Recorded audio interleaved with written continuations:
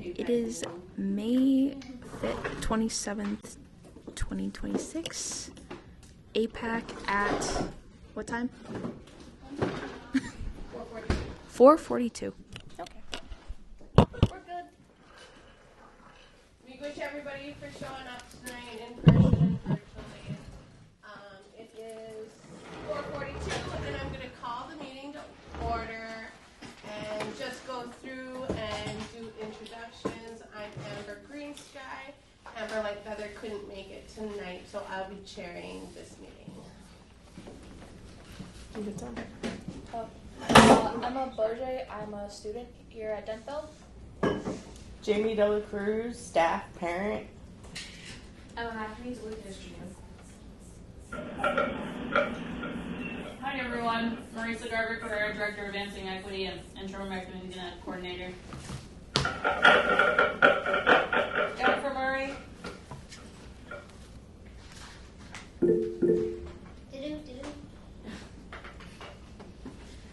Dustin's got his hand up. Can you see that far? Go ahead, Dustin. Because he just said in the chat, Dustin, stop. Oh.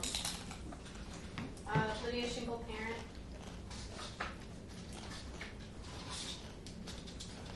Is that everyone? That's everybody in the room. Can we have our online participants introduce themselves? I'm Brenda Goldfein. Brenda Goldfein, teacher representative.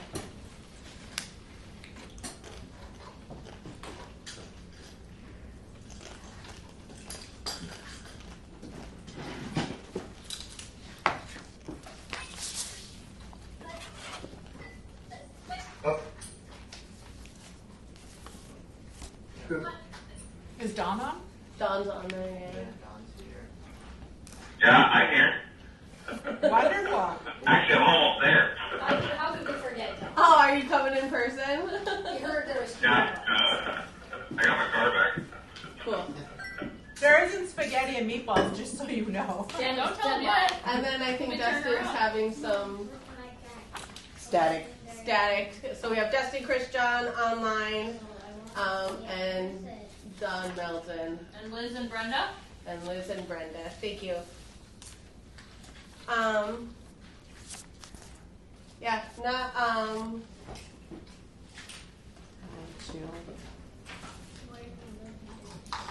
we are just reviewing the American Indian Education Program plan. So I will turn it over unless you just, how do you want to do this?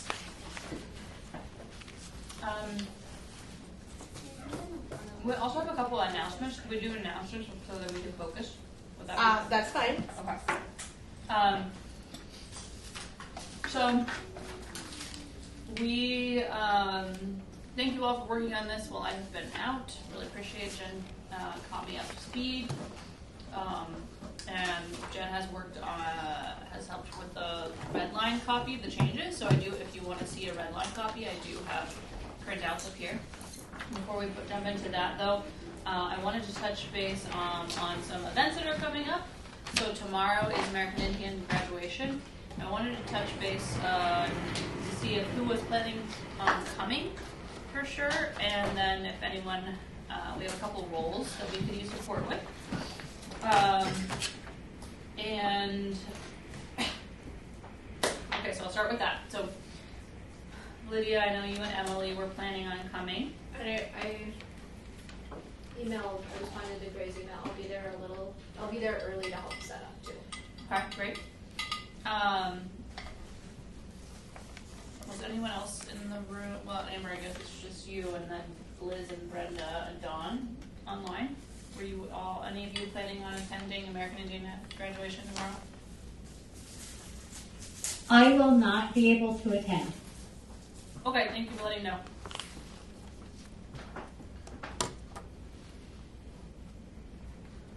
What about you, Amber? I was not planning on attending, but if you need help, I can show.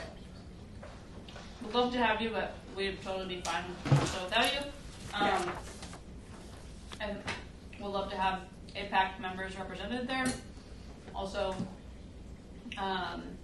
was wanting to know if anyone was interested in supporting with particularly reading names, and then also passing out gifts and stoles. In the past, the liaisons from the respective schools, so like Mr. Bug has read like the East students, and then Mr. Bug's not able to be there, and neither is Mr. Vang. okay. I know that's like sometimes they've done that, sometimes the coordinator's done it. No, like if JP and Jamie, like if you guys, I guess. We talked about it with the liaisons today.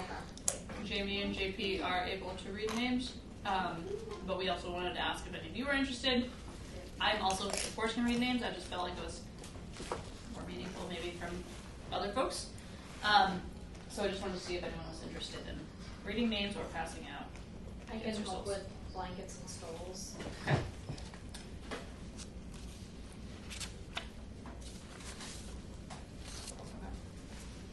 I think Emily's coming too.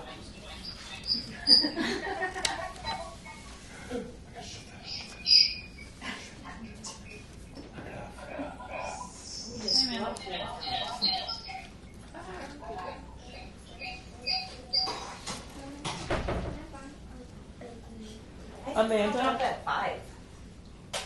What? My meeting invite popped up at 5. Weird. Amanda, are you coming to graduation tomorrow? The Yes, I am. banquet? I already RSVP'd. Awesome. No. Dawn, are you coming? Okay. Amanda, Yeah. we were talking about if you have any desire to support with reading names or helping with gifts, stoles. Yeah, whatever you need. Great, thanks. Okay. Go ahead, Brenda. How late does it go? Like, what's the time frame? 5 to 7. Okay, so I have a thing at Denfeld that goes until 6:30, and I may have time to pop in afterward then to help clean up. I'll show up if I can. Can I ask what the thing at Denfeld is? There's a scholarship reception that I'm going to with one of my parents. Oh, that's unfortunate. That sounds like myself. Okay, thank you. Okay, cool. And then, Justin said something in the chat. can you read it to us? I was only going to support my brother as we were supposed to do the hand drumming, but since he got canceled, probably not now, but it's still a maybe. Okay. All right. So we will have JP, Jamie, and Amanda, and then Lydia and Emily. Okay. And then Emily, I was going to touch base with, Lydia and Emily and the rest of you if you had any preferences about balloons or if you were going to bring anything extra, but I also am available to pick up stuff. But you and Emily didn't have a plan to bring anything, is that correct? There should have been the decorations from last year. We just did like really simple stuff in the middle of the table. Yeah, we have everything from last year, but picking up balloons or something. Okay. And then also wanted to let you know of a few events that we are having coming up soon. So we're going to have a storytelling event on June 3rd with Janice Fairbanks. We're going to have Indian tacos and 50 copies of her Sugar Bush Babies for the first 50 people that come. And so she will be doing some storytelling at Central Hillside Community Center, One Roof Housing. Place? What time is that at? 4:30 to 6. Mm-hmm. I'm sorry, you said that was June 3rd. Yep. And where is that again? It's at Central Hillside Community Center, One Roof Housing, same place. And then at the same location on June 4th and June 9th, her Fine Day is coming. to do some traditional speaking about traditional values and also some motivational speaking. So that'll be the 4th and the 9th, the same location from 5 to 6. And we'll have sandwiches and drinks as well. The meat is here.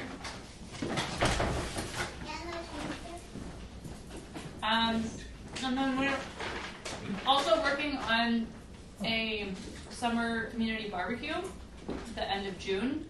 We don't have the date and location solidified. As soon as we do, we'll let you know. But looking to have a big barbecue with folks, pass out t-shirts, come together, celebrate the end of June.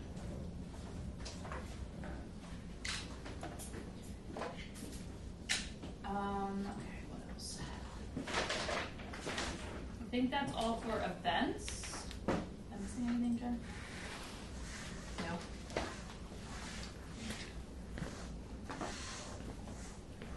A couple just random announcements. I wanted to give an update on American Indian Ed Coordinator. So we extended. It was supposed to close on the 25th. We did extend by 2 weeks just to get a few more applicants in. So that will put our timeline back by about 2 weeks. So originally we were scheduled to interview on June 9th, but now I did 2 weeks from then, so that will be around June 23rd. And I still will be looking for people, at least 1 or 2 people from AIPAC to serve on the committee with us. What was the posting was extended until when? So the posting was originally supposed to close on the 27th. So we extended it to, It closed 25th. on Monday, right? Yeah, it was supposed to close on the 25th, and we extended it to June 8th Can I ask why that's happening? to get more applicants. Okay, like, how many applicants do we have at this point? Because I know some people who have applied. It seems like there are a good pool. When I left on the I left for out of town on the 20th, and at that time we had 1 applicant. Really? And now we have, I think, 4. Okay. So it did pay off to, especially I also wanted to keep it over that long weekend. So right now it's scheduled to be until the 8th. Till the 8th of June. Okay. I think Amber had her hand up first. Oh, sorry. Oh yeah, I was just checking. I know I had seen it up a couple of days ago. It's not currently posted. It closed yet on Monday and they took it down. Yeah. It wasn't on That's there not what yesterday. HR told me, so okay. I'm gonna look. I'm very confused about that. Okay, I'm gonna check on that right now. It is on the website right now. Is it Yep, under administration? under administrative/management. Okay, I was just in administration. Okay, yeah, it is on there. Then. Okay, great. I was like, wow, I was really told that it. This is like, I swear. Thought I checked.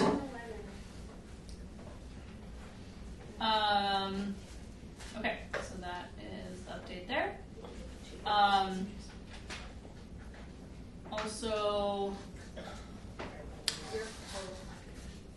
just want to update staffing wise. So, because of Title VI funding, which was paying for several people, one of those people was half of gray, half clerical. We do not have funding for that other half, so we did have to reduce that 1.0 American Indian Ed clerical, which is currently gray, 1.0 to a 0.5. So that'll be a shift for next year, that 1.0 will go to a 0.5. So the clerical will only have half of part-time clerical.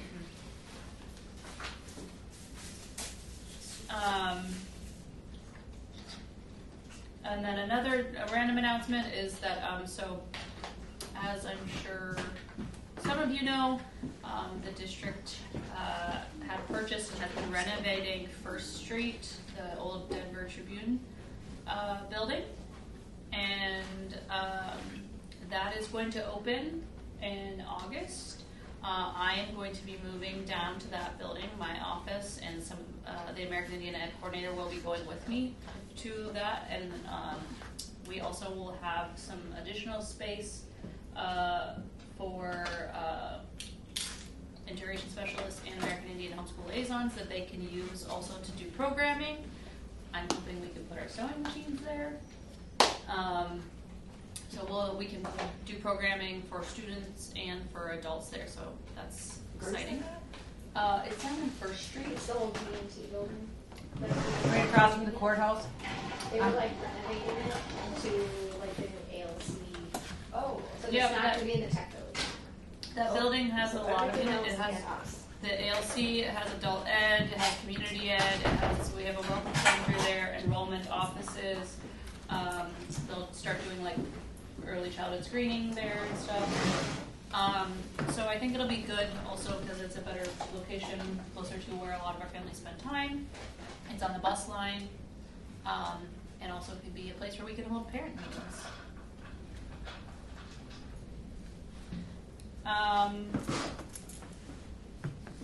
The last thing I think I had on my list is just thinking ahead for summer. We're working on summer programming now, so we'll get you that information as soon as we have it of what summer programming our team is doing will look like. Also, Juneteenth celebration is coming up very soon. We'll have some representation there. We thought it might be fun to kind of get a table and maybe pass out some shirts, some American Indian Ed shirts. That is on June 19th. So that's also at that Central Hillside Community Center. So if anyone's interested in tabling, let me know. I think that's all I have.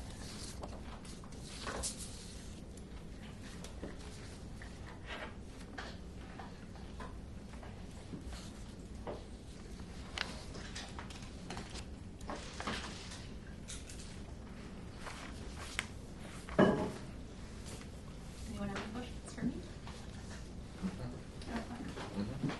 Yeah? Okay. I want to talk to you about those events. I heard something about forks, was there a reference page to these events? A reference space? Yeah. We move it up. A calendar somewhere that I'm looking to make a look at. Oh yeah, this is what's going on. That is an area that I'm hoping to get better at for next year. Mhm. Currently, we are not doing well at that. Yeah. Be nice. Yes, I agree. Could And I it- agree that it's Do you want a fork? a Could it challenge. be pushed out through People are Parent challenging Square? their Yes. ADD, you know. So it'll be pushed out through Parent Square. Yes. There'll be some Alright. sort I'm of. trying to get a flyer and push it out Parent Square as soon as possible, but I do recognize that there needs to be a calendar that needs to be. I wish set. Parents Square integrated better with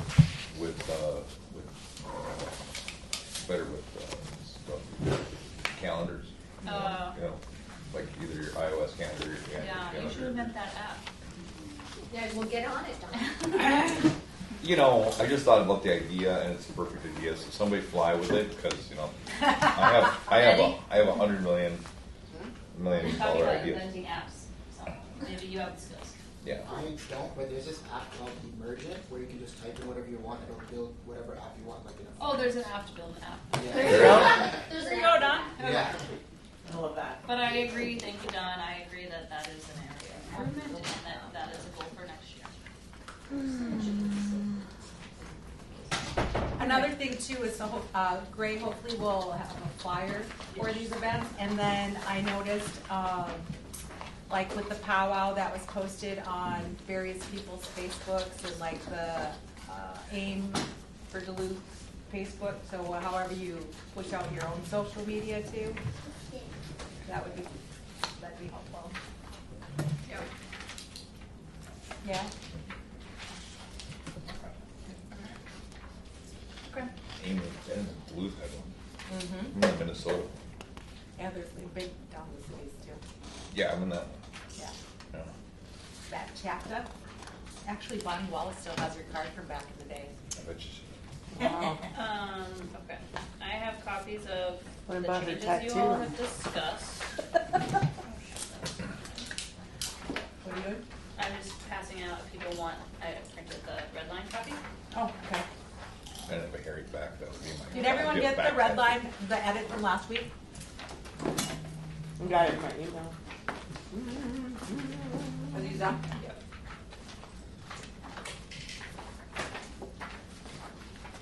You have one of these? Got the red line? We'll pick one up. Cool. Yep. So he's got one. Green sky, you? Yep. I got it. Wow. Do you want one, Emma? Oh, sure. Okay, take one. You got one. I don't have one. Thank you. Amanda, you want? Wait a minute, I don't have one. Go ahead, Brenda. Are we able to pull this up on the screen at all? Yeah, I'll work on it right now. Okay. Is it this month or- Does that have the red line in it? I can't tell. I'll just send it to you.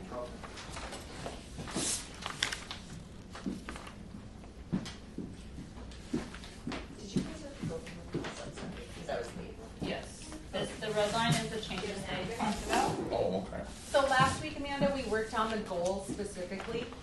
And so those are the edits in red.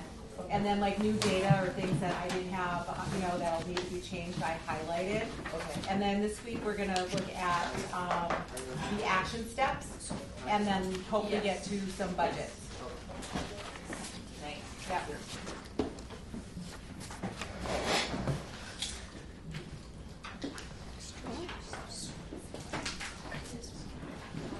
I know for sure that like I can provide some house numbers.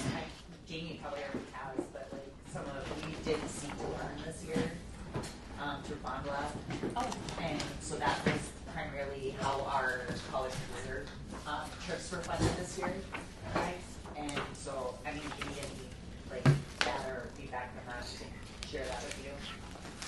It doesn't really apply to our funding because we didn't provide any funding except for we did, Indian Education did provide some snacks and food Yeah. and stuff like that. So, And just to make sure that our community knows that we're bringing our students out, right? yes, absolutely.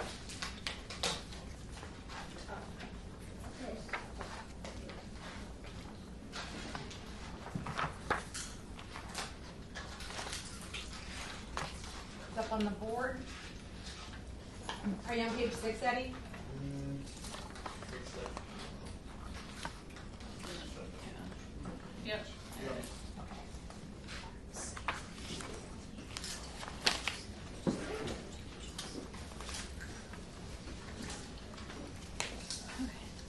You're okay online? Online folks, can you see that? I can see it fine. Thank Okay. you. Yep. So we're gonna scroll down to the action steps, which is on mine, page 7 at the very top. Yep. Oh, yep. Should I keep going or? Yeah, right there on 7. See, Okay. that's good, thanks. So if the group can look at those on anything that needs to be, added to, I think last year, December, right, we talked about like being more clear on who does what. And I know the group looked at, not just the American Indian staff, but also building principals and things like that. So as we move through that, thinking about roles and responsibilities.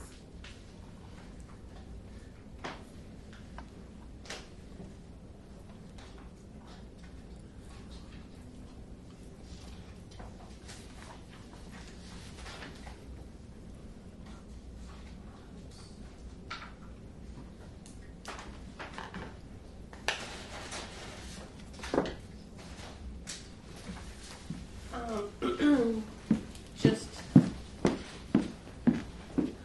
for clarification, as far as how tracking this went this year, is there anything that needs to be added to this to make it more clear how, like, student participation should be tracked and reported?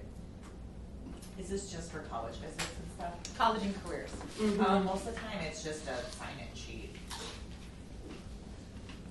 I guess we had talked about having it be like a survey that they fill out. Or too. Google form or something. Yeah, just like, I think getting feedback, last week we talked about, there was conversation about, are we just going to like UMD and Fond du Lac and LSE of like exploring more of what the students, if they have particular interests, and then just like kind of zeroing in on if we have students who are interested in art, like scheduling something for MCAT or design, or, instead of just, here's 3 local colleges that every year we do the same visits, and encouraging our students to look outside of this area. And I feel like some of that comes from more than a sign-in sheet. So I don't know if having like a survey and the action steps, like there's some sort of. In the goals, there is under bullet 1, it talks about the goal will be measured through surveys that are advertised using various media platforms. We talked about that last week. Yeah. That was just kind of a carryover from the last pen, so I was just kind of wondering if there were ideas on how to more clearly. Okay, and Actually, can I throw something out there? well, I think it's on the thing already. Number 4, is it bullet 4 or bullet 3? American Indian students attend tribal-specific careers, conferences, and/or college visits. Students who attend these field trips will be tracked by a sign-in sheet and surveys to be implemented by staff who organized and implemented the field trips. So when we went to Fond du Lac, we did do a survey, but I think speaking a little more to some of like how do we gauge that interest. So kind of what I guess like what I wanted to do with the book thing was we had something that asked what kind of activities and what kind of schools would you like to go to next year. So I just wanted to sit in one place and have kids come check in with me and fill that out really quick and collect that. So we had like and then JP had another idea. But that's something that we could totally do. Even now, we have 1 week left. If I could sit somewhere in the building with a table, I can pass those out to the students and ask them to complete one and say, like, what are you interested for next year? So I already have something like I pre-wrote that talks about what kind of things are you looking for? Puzzles, games, language materials, and there's a couple questions on there. So that would be a great thing to do. Like now, we have this, and even a check-in. Are you going to summer school? Do you need to go to summer school? Did you pass all your classes? Just doing a brief check-in, offering them an opportunity to sit down, pick out your book, fill out your survey, check out. So something like that, even a small check-in opportunity. I like that. You know how I'm always thinking about systems and standardization. Mm-hmm. So I'm curious on what y'all think about like. Do we start building some more standardization? Like every 9th and 10th grader goes to these 3 places. Then 11th and 12th is when we do more specialized. Can we standardize at all, say like by grade level or by whatever to make it less? So that way, again, it's less planning and it's kind of like every year. And this time of year we go to UMD, then we go here, and then we can spend more energy on like. Then maybe we can get a student panel that's part of the visit, and then also then UMD kind of has the rhythm of, and I know you do that a little bit already, but If there's like predictability, maybe like coordinating with like the indigenous like student groups at the colleges and like meeting with them of like what's it like to be an indigenous student on campus or something like that could be cool for students, our students to like see themselves in those spaces and not just like we're walking around the building. yeah. I think that one thing that was kind of hard is that we did the Seek and Learn trips, and last year and this year we took a lot of 9th and 10th graders, and they're not really sometimes they're not in the mind frame of where they're thinking about school, so it got really distracting for some of those trips. Like the local ones for them I think are really great. It gives you a little exposure. Right, because at that point it's just exposure. Yep, 10th, 11th, and 12th, then that's maybe more about what you're interested in. Right. Like, some of them are, if they're not even passing the classes, like, I don't want to say they shouldn't go visit the schools, but it very much deters how focused they are in the opportunity. So just, I guess, to keep that in mind, like, and then another thing is that you could show people all those schools, but unless they have the money or the financial means to go there, you're just showing them the school. Yeah. So the other big piece is filling in this financial part of it, like making sure that if you're saying to them that you can go to Augsburg and you can go here, that you're going to help them like figure that out. Yeah, I hear that. Yep. And to me, again, it's standardizing the purpose and the process, right? Because again, 9th and 10th, that seems like you said, the goal there is just exposure. Like, see what it's like. Mm-hmm. And then the predictability. Oh, as a parent, I know in 9th grade my kid's going to go. Then if I want to take them again, or, you know. And some things that we've thought about that Dustin and I have talked about is taking them to basketball games. Many younger kids want to be athletes, taking them to UMD to see the basketball games, taking them to the football games, like so that they can see not just the academic part of the school, but also like have some exposure to some of those other opportunities that happen in college. Mm-hmm. I think kind of when that financial piece of like what's the point of even like getting my hopes up if I can't? Like it's like window shopping at a store, you can't afford, like why am I even here? I think like what Lisa's saying about like when we get to that, like some 10th graders are already kind of in that mindset, but like 11th and 12th, if we have a better idea of the things that they're interested in, then finding scholarships that might be specifically for that, right? Like there's scholarships that are specifically for teaching or... So under bullet 1, we have presentations about American Indian student scholarships and assistance at each high school from the Office of Higher Ed.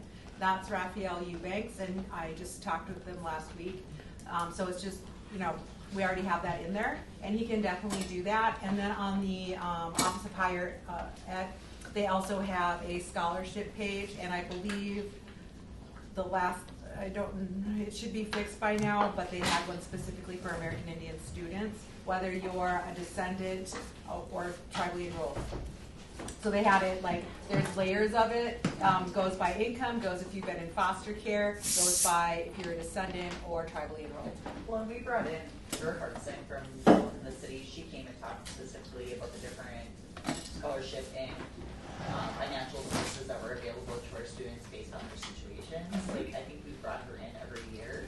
She's always willing to come and talk And you can even invite the local tribal nations, their scholarship office, their scholarship person. So we have, you did mention that last week to do that. So What we need some support with is getting someone to assist kids on some of their enrollment. Like how to find out if they're descendants from somewhere. What's that? That should be a counselor job. Well, counselors probably don't know a lot about tribal enrollment, and that's their first thing. We're talking about tribal enrollment because that's how they access these scholarships. Yeah. So that's like a focus that we've never taken up, like as a department, you know, and that's probably a very here or there. I mean, there's ways that all of us have kind of done that or tried to support that, but that is that's a huge issue. Like when she came in, it didn't apply to a lot of them because they don't even know where they come from. They don't have the descendancy. They don't know where to start. So it's that this all is useful when you already know that stuff. But if you don't, then it's like another, where do you go? What do you do? Because that's probably our largest group of students. Like we know what our title is. We have 150 or so title students. We know what our JOM is. So out of the 800 something, then the rest of them are either unaffiliated or undocumented, however you want to say it. They need to establish that lineage to be able to access tribal scholarships and descendancy stuff. Mm-hmm. So, but that's an issue that comes up a lot every year. So just kind of know that. And we can work through that on with the Title VI folks because realistically you should have at least 400 506 forms. So, and that's something that the Enrollment Center also, so coordinating that and then having events so people can fill those out. Because most students that check the box, they might not know, or they've heard that their great-great-grandmother was tribally enrolled, but where? Mm-hmm. So sometimes it just takes, and that's a good little extra class too for adults even to figure out who's who and where. We could do a workshop 4 times a year in our new space. Yeah. Yep. And like have some of the urban offices maybe come in with some enrollment forms, or like that there's people from those tribal nations who might be able to have more Yeah, I mean, knowledge. right. We have a few. Yeah, that's what kind of what I was just gonna say, maybe putting in, partnering with our urban offices, so like, they have a better idea of who their Red Lake descendants are, or their Boys Fort descendants are, and maybe just say, hey, we can provide food, and we'll just review all of our scholarship opportunities at those urban offices. Okay, so under bullet 1, am I hearing that to include not just the higher Office of Higher Ed, Yeah. also include urban offices? Or tribal enrollment, right? Mhm. Yeah. Urban offices and tribal. Because it would just be really good to like get those partnerships and lines of communication stronger. Yeah. Not just for education, but like all the things. That Yeah. And it's also a space, like maybe if we want to do programming, you know what I mean, specific programming partners that we can, you know, tap into, so.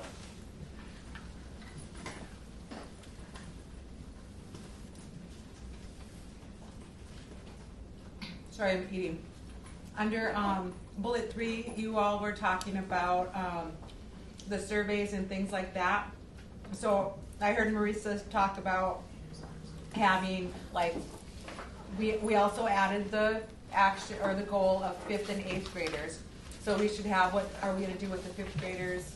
You know, so we should have that 5th, 8th, 9th, 10 on up. So Where's the change of the 5th and the 8th? previous page. It was on the goals, or K5 and then 6, 8. Was it K5? Yeah. So for K5 and then 8. So within those, and not just adding that and leave it blank, but also guidance counselors at schools will have the students take the MCIS, which is a career survey, and they also have at the older levels too ASVAB. And so they already have these mechanisms in place at most schools. I don't know if Duluth does it or not, but most schools do. So even the young kids will do like a survey on the computer about wants and likes and what they're good at. So taking that information too, because Don might change his mind when his hormones kick in 9th grade, or whatever. Are you talking like a cultural climate survey? No, it's you go on. It's Career like, aptitude, Yeah. like to see Oh, what yeah. I'm really good at math. I might be great in engineering. Oh, Like yeah. that kind of thing. Oh, okay. I think So some most of of that. our kids are required to take they're either taking like the academic skills or the college career readiness courses, or some kind of like CTE courses are coming about, and in all of those classes they take those surveys. So it would be great to pull the American Indian students and see like how we can group them to better assist and support. Like, hey, there's a huge chunk that's interested in, I don't know, pipe building or something. I don't know. Technology. We talked about like it'd be great to have a class where people can donate all their old technology, and we teach the kids how to fix it, fix the screens, But do we don't stuff even like know that. how many kids we I have. thought you were gonna say we don't even know how to fix it. Oh. That's true. No, we don't even know how many kids we have. And they have like Yep. systems of running numbers. So like Jody Geisler, maybe with EduClimber, maybe that could be like a category that we create. Yeah. And this is all like for K through 8 too, not just the high Not school. just high school. This specific part we're talking about is K through 8. Like, Oh, sorry. no, we're just because we know there's stuff they do in high school. Like, we want to make sure that they're included in the goal. Oh, that makes sense. Yeah, we're not waiting till they get to high school to start thinking about their college and career readiness part. Thank you for sharing that. Yeah. I did not know that. I apologize. Okay, so I'm just looking at Career survey. yeah. the action steps compared to the goals around that K-8. So do we know if they do any kind of career exploration in the middle school? They should be. I mean, I guess I don't know what the standards are for 6th through 8th grade, but I would assume they would be doing some. College and career readiness is K through 12. So schools are supposed to be hitting those domains throughout, not just when, waiting until. Because a lot of little kids will come in and they've got their gift, but then they get to high school and they're like, they don't remember that they were interested in, and then they wait till they're 40 and figure it out. And I think that's where we kind of talked about them having like those opportunities that are like the stream river study that they went out there, and that was a lot of outdoor ecology science involved. So for the K through 8, making sure that they have, did we say like 1 or 2 outdoor opportunities? Because I guess what she's saying is that she doesn't see an action step that aligns with that part.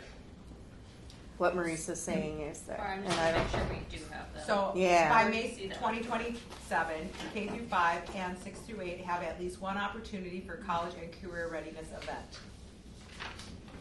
And so we'll, we talked about that too, like, starting somewhere and then let's see. Mm-hmm.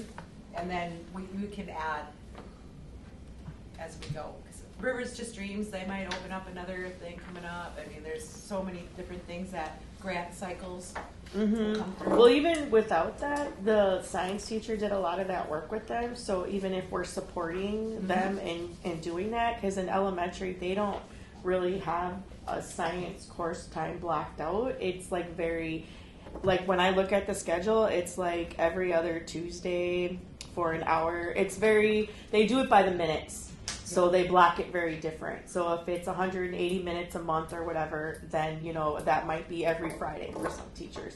However that gets done, it's not like in high school where they go to their science class, then they go to their English class. So it's not like necessarily dedicated, that specific class hour dedicated all the time throughout their school semester. So just even working with science teachers, so that can look very different, and a lot of times it's not outdoors, or it's just what they can do in the room, or what maybe integrates with the rest of the stuff that they're teaching. So to really make it a hands-on opportunity, or project-based, or even focusing on land-based like projects. I'm not the chair. Go ahead, sorry. Yeah, we go back there. So, I want all my kids to go to college, and I want, of course I have 2 kids that they work a customer service job, and I got 1 kid heading straight for the trades, I'm pretty sure. I don't see much information about for the kids to for trade jobs, or information coming into the school about trade jobs. I personally worked in the building trades, a few of them, and that saved my butt,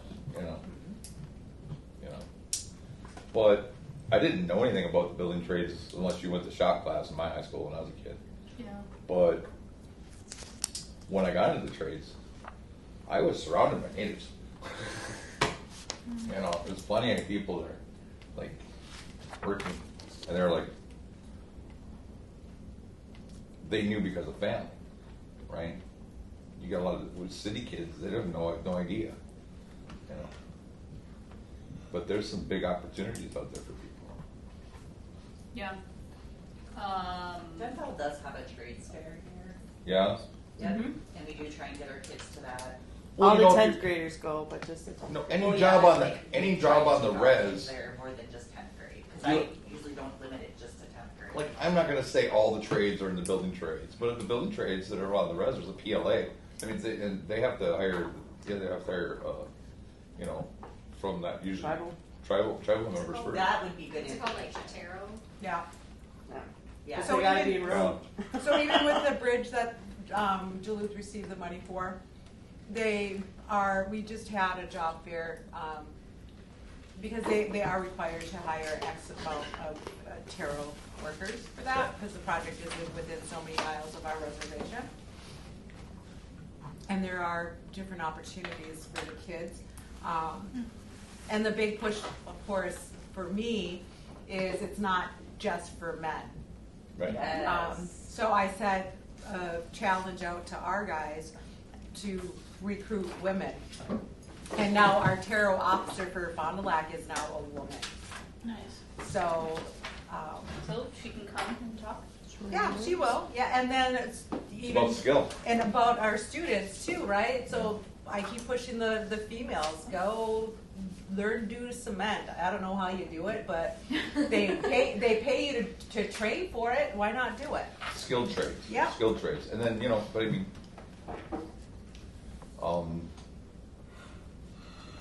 some of these different trades are based on different education levels also, right? Because, of course, if you're not good at math, you're not going to be an electrician, or a boilermaker, because there's a lot of math. But you could definitely be flagging on the side of the road, or whatever it may be, if you're not good at math. Might need dynamite. Dynamite. I think they can study for those though, because they give out the military exam and people meet with a recruiter and go over their score, and then they work on what they need to improve in. Like that person meets with them here. I don't think any of my children had an interest in the military. Yeah. But not saying that's a bad thing, but there needs to be more than that opportunity is what I'm saying. Yep. Well, also keep in mind, just because right now that student isn't good at reading or math or those types of things, Yeah. when you get on hands-on, your motivation for things is It very might be different. that they're just not even experiencing it Yeah. in a way that they learn best. Go ahead, Lydia. So, I guess do we kind of like listening to what Dawn is saying, are we wanting to change some of the language in the action steps that it is explicit that there's trade or like skilled trade stuff? Because I know we have like college and career fairs, so like maybe being really intentional about finding Trades. trade, like, because I think the deck had Skilled yeah, trades, the I think deck is the had language. like a trade or like a what's it called, like construct tomorrow, Mhm. or there was something down there. I know up on the range they had skilled trade kind of a thing. The mines definitely throw out some stuff. So those are Yeah. all like things that that are part of the programming already. So if we want to do something, I would say that we focus on doing something on our own so that they would have an extra opportunity. Right, but I'm saying when we have it here, it says college and career fair, like, do we want to have the language specifically say, like, skilled trade? Like, because what I'm hearing from Dawn is that it's not just a career. It's just, like, the very specific, and, like, that could be bringing in somebody from tarot or bringing in... Well, most of my life it was just something a skill trade is something to fall back on. And not nowadays. I mean, Yeah. They make good money, like, that is definitely, like, that, those kinds of jobs pay really good money. I thought that we just, or could we just add it? Seems like List says there are trade schools too that could be coordinated with the visits and exposure. Linda? So I just want to share, my son just went into the trades, he just joined the construction union, and I'm going to tell you, he's struggling. It's not that he's struggling necessarily with the trade or the opportunities or the potential to make money. So the insurance is very interesting. How you obtain and maintain your health insurance is very difficult in the trades. Like, you have to work so many hours, and there's a lot of like really complex processes that have to go on with that. Just from observing my own son, he's kind of introverted. So like, we talk a lot about that. I'm like, are you talking to your union rep? Are you up there talking to your foreman? Are you asking these questions? And it's a tough place to be out there. As you know, right? He's like, when I ask questions, I'm told I'm an idiot. I mean, you know what I'm saying? He's very, it's not a super gentle environment. Let's just put it that way. it's rough. It's rough. You gotta have some thick skin. You gotta have some thick Well, skin. he'll develop some. It'll be okay. But also, like, things like health insurance are super important to our people, especially if you're not eligible for, like, I can't go to care. Like, I'm not eligible to go to care. I'm eligible to go to Redcliffe, which is, an hour and a half away or whatever. Like, so the fact that our students need health insurance, they need some of these things. They need to know how to navigate these systems without being shamed or put down or, called names or whatever. So, like, that was my thing. Is last time we had the tradespeople here, I said, you guys make it seem like it's all, like, peaches and cream over here. I said, but now I have a son who's working in the trades. I said, and it's not. A lot of your processes are not clear. Well, I said, and you're not explaining. let's be clear about that. You're saying the building trades. And, you know, there's other trades too, so that are not so mean and. Well, no, I'm just saying, I guess I'm thinking from an indigenous perspective, Right. and for our kids, for a lot of our kids, it's hard for them to verbalize what they need sometimes, you know? They're a little bit more subdued, sometimes shy, sometimes whatever. Like, I think it's great that we're pushing them out there, but I think it's also great that the trades start to understand that these are the people that are coming up and gonna take your jobs. And we need a little bit more guidance and a little bit more direct communication and what is the process of obtaining and maintaining your health insurance, and because those things aren't happening.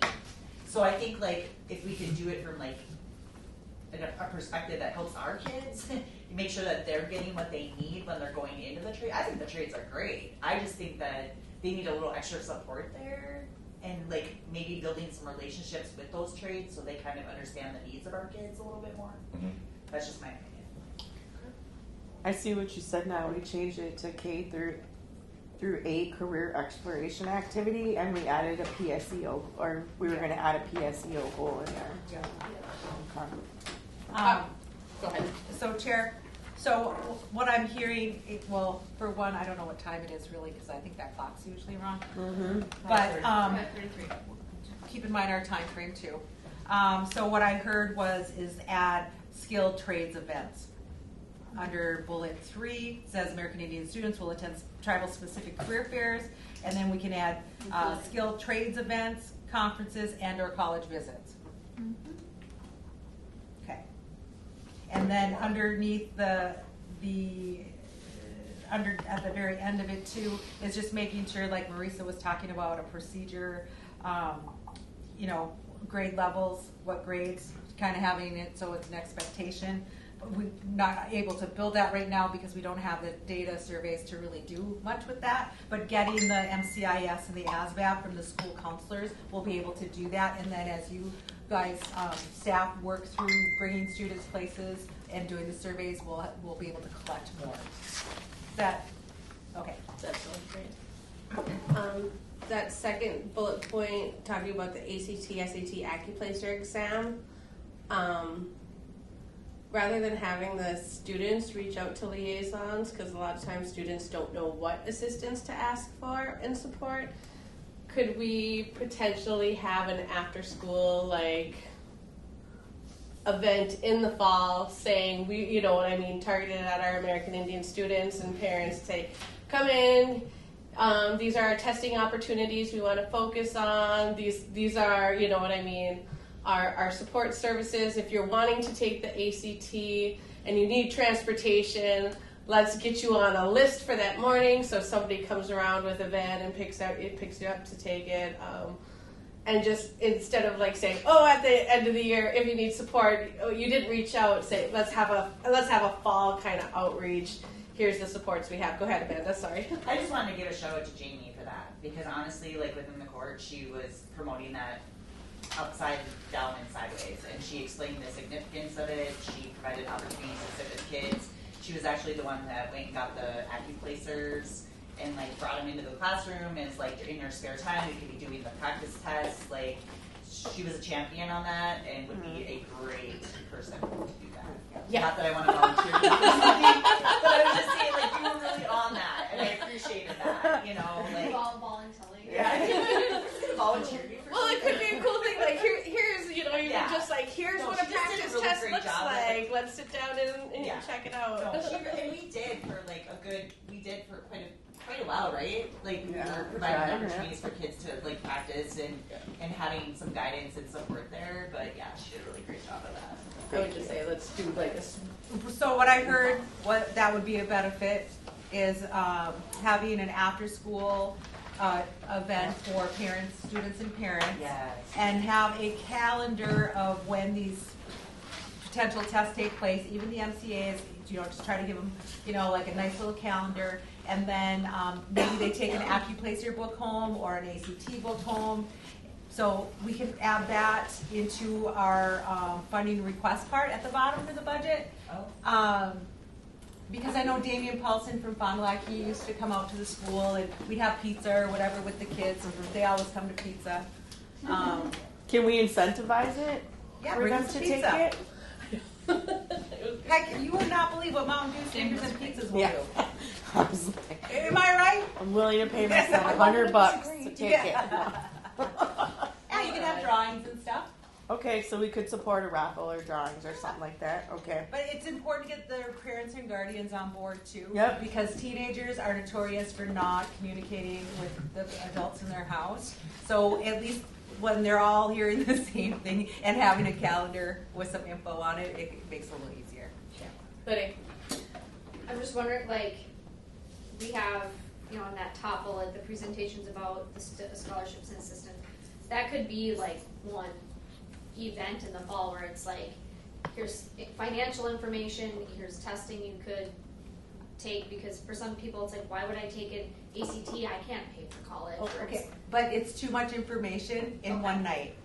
And that's usually the issue is when you're, you want to give everything that you can to the group at the time, but realistically, you have them for about 40 minutes max.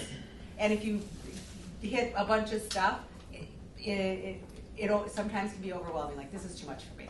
So when we think of our people, we just like to have a nice, you know, an hour or so, hit target what you want, make sure you have food, make sure you have something to get them there, and then whatever they take home with them, that information has to be very clear. Yep. Like here's the dates and Yeah. here's all the things that you need to do. And then you have your list from the sign-in and who showed up, and then you can send them reminders. Reach out. Yeah. Well, it's like if we did the scholarship and financial assistance one first, Mm-hmm. and then have a flyer for the testing event that you hand out at that one where it's like, that's already, and because they're connected. It's, Right. and it's Well, and we like can you're- have a calendar on your website, if I could be totally out of turn here, but you should have a calendar on your American Indian on the website. So I don't remember the date, Lydia, here, but it's on our website. So you can schedule those things. So the funding requests, when they are an event or an activity, you can plug those in. It'll be over the summer, you have to plug them in, but you can plug those in. Like, we know when the powwow most likely will be. We know this, we know that. And you just start plugging that kind of stuff in. And then sometimes you'll have an event, community night, topic to be determined. So you can do things like that and then add to it. That sounds good. I think my wheels are spinning also on, because I think one of the challenges that I talked to my team about, again, is just the who, right? And that this being next year, my goal for it to be more relevant to more people that's not outside of this team. Because, like, a testing event, like, then counselors need to have some responsibility there, So. And I think the hard part with that is, like, some of them do their own things and they feel like, well, it's open to everyone. So, I mean, that's kind of the feedback, is that they feel like they're doing a great job targeting all students. So it's like, it's getting that focus specifically more maybe on this group Right. of students, because this should be a priority. Well, and that's what I'm saying, is Yeah. that we have to pressure test a little bit there, right? Yep. Because I think what I'm seeing right now is that it's just on our staff members, and that's not possible. So. And they do some stuff, and that's like, I guess that's the thing, is that the things they are doing, they feel like they're offering to everyone, so it's like, to them, this would be extra. So how do we do that? Yes, or how good of a job are you doing targeting these students? So the counselors are like, well, I reached out to everybody, and the American Indian students were a part of everybody, so I did it. Yeah. It's like how they're. Like, we had somebody come and they said that they talked to all the 11th graders, and one of the students was like, well, no, I suggest you start with the end of the alphabet, because I'm a W and you've never talked to me. So it was just kind of an eye-opening moment for her. Oh, So, gotta love those that's what Yes. career in. that was one, yes. I mean, there were a couple of them, and before that, she probably thought I did send, or she felt very confident in that. So it's kind of like, even like you're saying, maybe they start with that. It's a bigger issue. Yep. Saying, no, okay. Yeah. And I think that that second bullet point, that like students reaching out to, like it should be on the students' to do that, and I feel like That's why I think she wanted the event. Yeah, what Amber was, Yeah. I was hearing. So you want me to scratch the students can? I think we still can leave that, students can. Yeah. You know, because if the student reads this, right, you don't know who's going to read this. Mm-hmm. They'll see that, okay, you might get one of those picky ones that said, no, you didn't see all of us.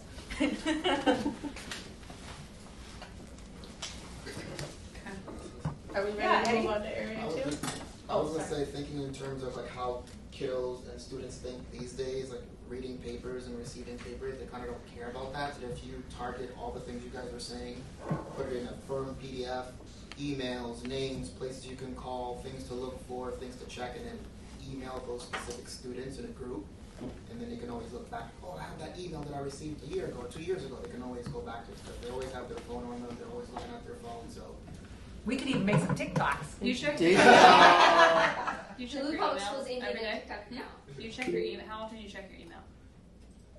I try to look at it every day just because I'm in Upward Bound, I'm waiting on an email from my advisor, so. But do you think that your peers are looking at emails? No. Depends. If they're waiting for something specific sometimes, I think. If they're waiting for something, yes, or sometimes it's just nice to clear out your email and be like, because like having those notifications come up sucks, so they just try and get it out of the way. Oh, But so we then- can annoy them. Yes. Yeah, perfect, okay. So, What about like Canvas? Because you But can some have don't. notificate, like, because they have to access Canvas to do assignments. so that's how the dean does it, and that's how, like, one way that I've done stuff, even better than Parent Square. Parent Square is for parents. Right. If you're trying to get in touch with kids, you post something in the Canvas. Yeah. In Canvas, not in the Canvas. But, Not on the camera. yeah.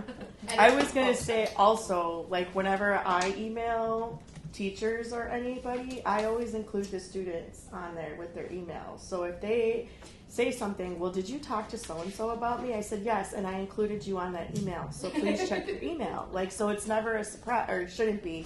But, like, if I'm talking about you and something that concerns, you're going to be in that email. So that's just something I try to do. Eddie? Liz says, are the people available that can assist with FAFSA? I know my stepdaughter really struggled with that and understanding going through all those steps to obtain funding and to attain esthetician school. If something can be coordinated to help students with that overwhelming feeling of how much paperwork there can be and resources there are to assist. I like that idea, but ensure it's updated at a minimum yearly with updated contacts and ensuring the links are still active. FAFSA's due June 1st. And kids usually start in February to fill it out. So that can be part of the event that we have, because I know a lot of parents. Do their taxes and after January. Yeah. I just That do would my be the kids. time. So we can add that You to gotta do the, your part. You gotta do your part. or Well, that whatever. would be like that scholarships and assistance, yeah, right? yeah, so we can have some like events. We've had some specific nights, even when I was working out east, we did like a FAFSA night Yeah. for our families. And the same thing, we provided a meal, we invited people. We even did some stuff during the day, during lunch, because not all parents can make it. So we try and hit them the first time during the day, because not everybody's gonna come after school. And then also provide an event in the early evening for people that could come. Provide the meal, we did some incentives, Yeah. for the parents to come and then we walked them through the whole process. So we filled it out with them. We sent out stuff. This is what you're going to need for tonight if you're going to fill out a FAFSA. Yeah. And then people brought their stuff with them, and then they had people to help guide them through the process. Yeah, remember. Oh, we've been calling you. You're late for the meeting, Jace. What are you doing? Jace, you're never getting your phone back. Oh, is that your phone? Your mother called. Better check your I text. told your mother that you're not coming back. He was out in the world without a phone. Yeah. For a while. And he came back to school for it. Could you see? So he knows how to get you. Yeah, he didn't want to call it because he didn't want me to answer it. Liz has her hand up, I think. Liz?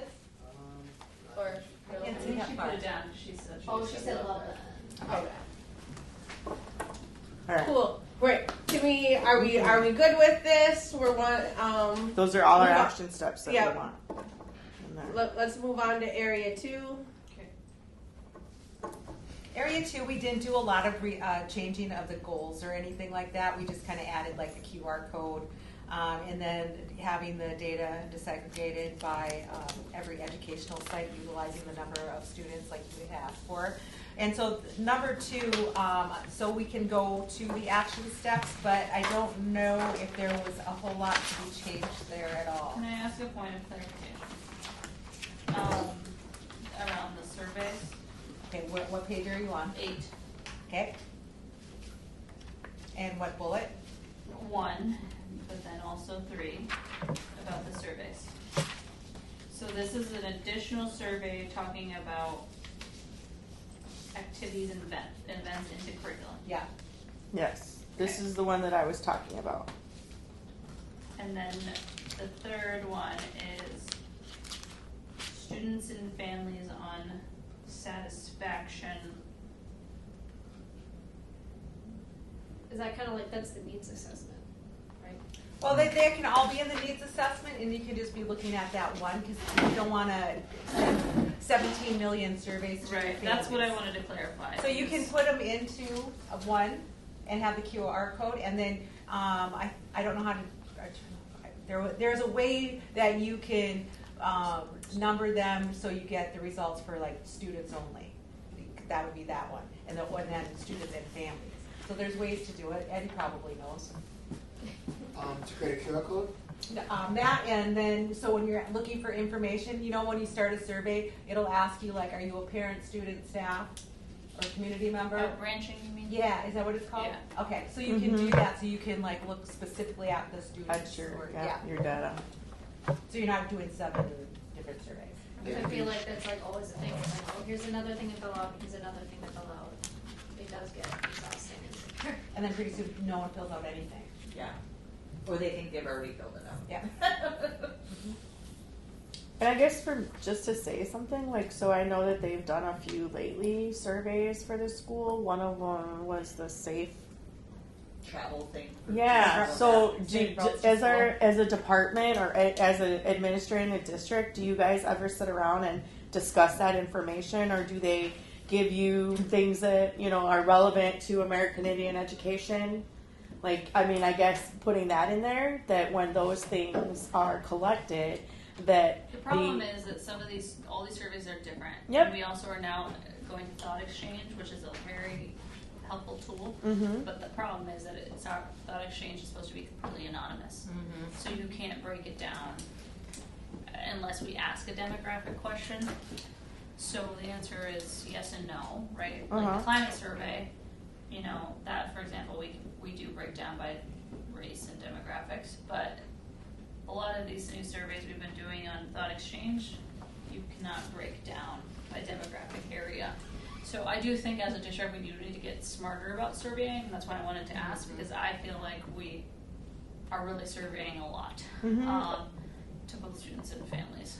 or at least if they're giving you that data, or if you have access to it, just so, because otherwise, what's the point if administrators aren't sharing that and you're not using that input in what you're doing in this department?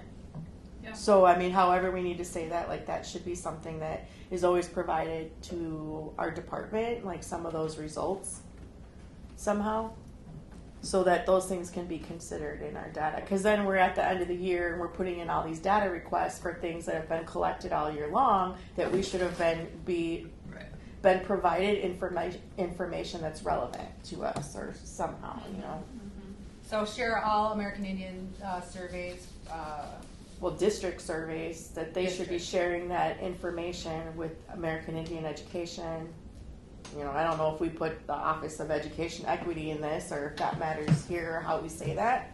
But whatever surveys the district is collecting, they're collecting information about American Indian students, and that's pertinent to us. Okay. Instead of us writing that same question into a survey, that if we already have that information, why ask it again? Yeah.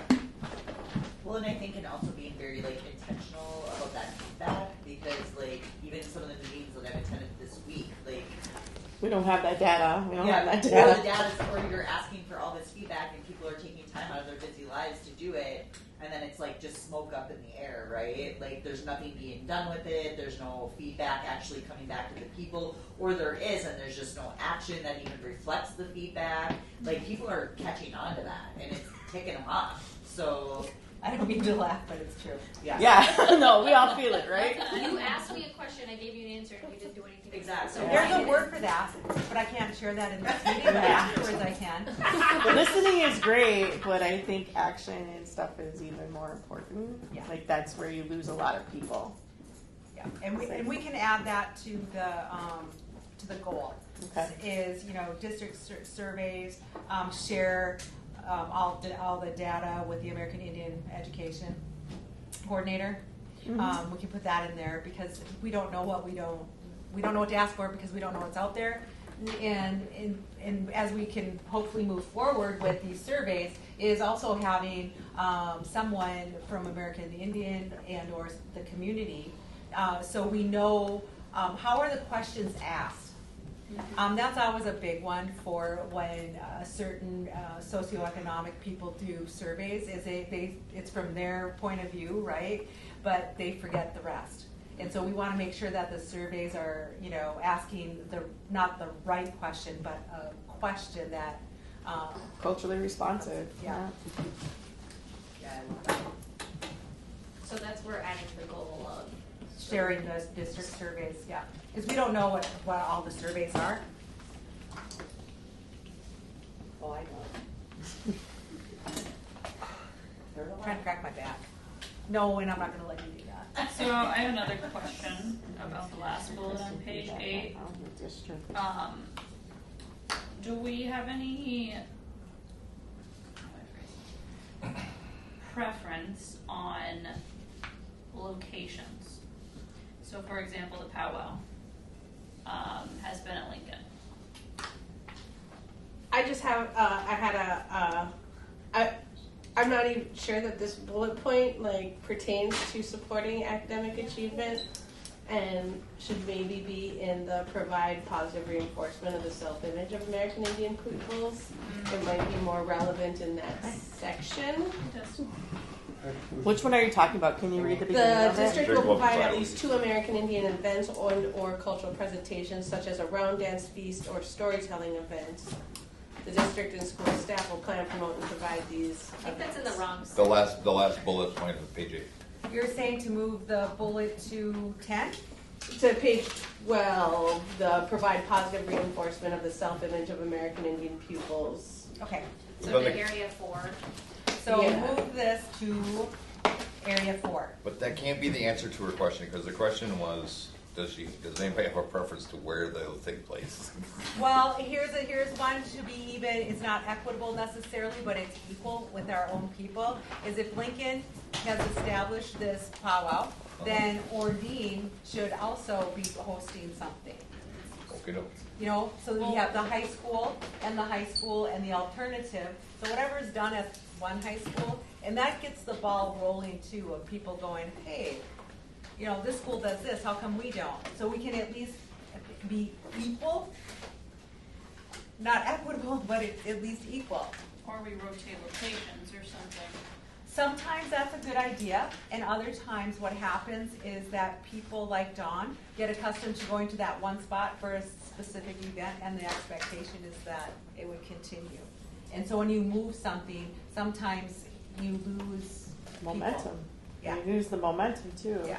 I was just going to say, like, I feel like that is something that's not just with us. So maybe saying how we can support other schools and their initiative to do those things, because I feel like that's part of PBIS, that's part of education equity, like that they're offering these things. There just hasn't been a lot of work done with that, like we're saying with principals and counselors and these other people who are responsible. As far as I know, like every school is responsible to do their own kind of cultural events that they should be supporting American Indian students. So maybe it's not the big powwow, it might be something else, it might be something smaller, but it's like, I guess I would like to see that driven by the school a little bit, or by the administrators, some of that initiative, whereas we're more of that support role, whereas like right now I feel like we're initiating a lot of that.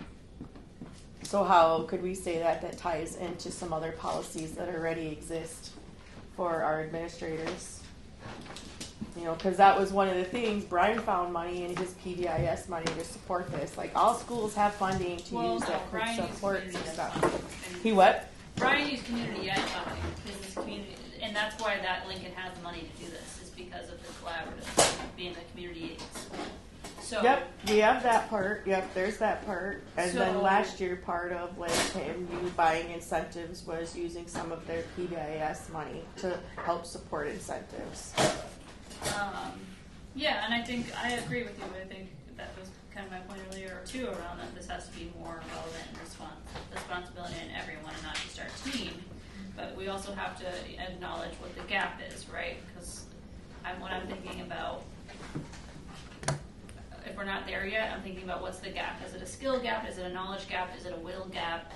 And we know that a lot of our schools are not going to have the knowledge or the skill to plan a powwow, for Yep. example, right? So we- cultural event, something Right. more appropriate, but that like they should start. There should be something in this because that's part of the assessment when we did the American Indian program assessment. Is that for them to identify their strengths and their weaknesses, right, as a school, and how they're serving American Indian students. So now I feel like it's time for us to put a goal in here that initiates some of that action on the administrator's part. Yeah, or to on the me, the first administration. step is actually money, right? So what you're saying, if like, cause like you said, everyone has funds for student engagement. Yep. So to me, that's actually the first step is like, okay, I'm going to financially put support to this, and then I figure out Exactly. the knowledge and the Yep, skills there you go. to So get I'm there. going to take some of my funding and I'm going to put it into this initiative to create this opportunity, and they're going to help me with some of the gaps.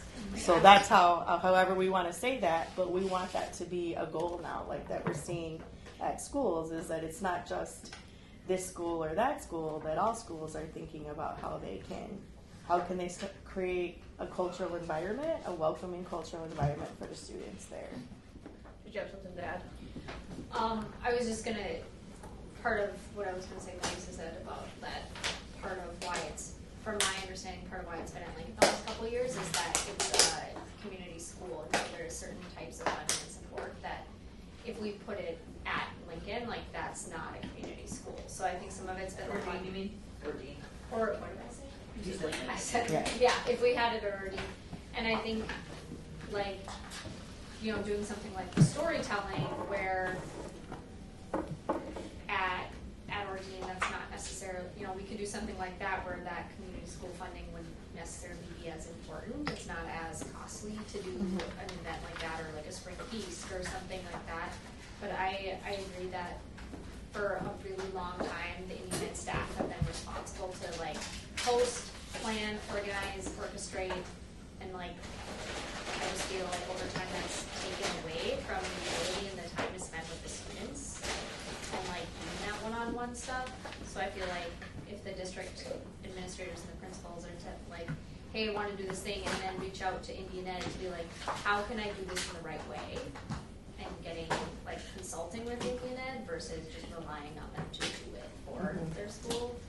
And there have been like smaller initiatives. We did some, it probably was like 8 years ago. We brought a group of smoke dancers over to Ordine, and they did 3 assemblies. So I mean, it doesn't have to be. There's just a lot of options. There's a lot of options. It doesn't necessarily always have to be a powwow. And there's a lot of ways that I think there's a lot of groups that can support it. There's a lot of groups that are willing to support it, so it doesn't have to, I guess, be such a financial drain burden. I think when you think about a powwow, you probably think about some of that. But just to start the ball rolling, to make that a criteria that they're thinking about that they're going to be trying to start to integrate that into their school calendar and their plan. A goal around The that. thing that works the best, right, is try to think about it and how we can do it, not all of the excuses potentially that are there or will be there. So if you have an elementary school, say it's K through 8, and you ask each classroom teacher, what would you like to do that's culturally appropriate for American Indian students? You're going to get, It's like, what do you want for dinner on Saturday night? So that's why I said the easiest thing to do is if Lincoln Park has enjoyed their powwow, they got the means for it, and they've been doing it, great. So what are we going to have at Ordine? So we talk to the principal at Ordine, and we offer up, would you like to have a round dance or a fall or spring feast? Yeah. Pick one. Yeah. they'll have to figure it out, and we'll have to support that with the coordinator and however else. We can just share how much money, or it could be a presentation at a, what do you call it, assembly. And then at the elementary schools, you take the largest populations of American Indian students and see what you want to do at each one of those that is equally, you know, not something super crazy expensive. But that's when you start looking at the bigger picture. It's not so much that the principals and the administrators of that school, when you leave that open-ended question of something they don't know about and never have done, you're not going to get much of a result. So that you keep it to this or that, and I will be there to, well, whoever's the coordinator will, I'm here to support you. This is how much money we can. I've got the contacts. That's how you. I got 3 events. I need to have 3 schools to host them at. Tell me who's in. You know, that kind of thing. Well, and bringing opportunities like to build that engagement as well, because like I worked out east. That's where I started when I started in the district, and the participation is different there when it comes to like American Indian events and cultural activities. If it's not in the day with the students, like when you're doing after school stuff, the participation is very different. It looks very different from east to west, right? So like even the flag thing, like I didn't hear much about the flag thing. Like I honestly didn't know about it till the day of. So it's like also if we're going to invest all these resources into these events, how are we making sure that we're reaching our community and making sure that we're getting them there? Because otherwise that's just like money out the window. Not saying it's not important, but all these things cost a lot of money, right? Like we're providing meals, we're paying people, contractors, we're doing all these things, and then it's like we have what 20 people show up, you know. So I think that needs to be considered as well, like how we are starting to, I don't know, reserve some of our resources because we're coming into a really hard time when it comes to money. Or like advertising it, or like pushing out those events. Or just like pre-teaching opportunities, like even like what Jamie's saying, like we have 3 events coming up this year. We have all these state statutes. Like how are you guys building up to these events? How are you building up to these activities, right? We're gonna have a round dance. Who's teaching about round dances? Who's out there talking about that and what that looks like, and just trying to engage the community a little bit more. So it's not just like, oh, we have this random event that you know nothing about, come and celebrate. Because out east, there's just not as much of that going on as there is out west, like in my opinion.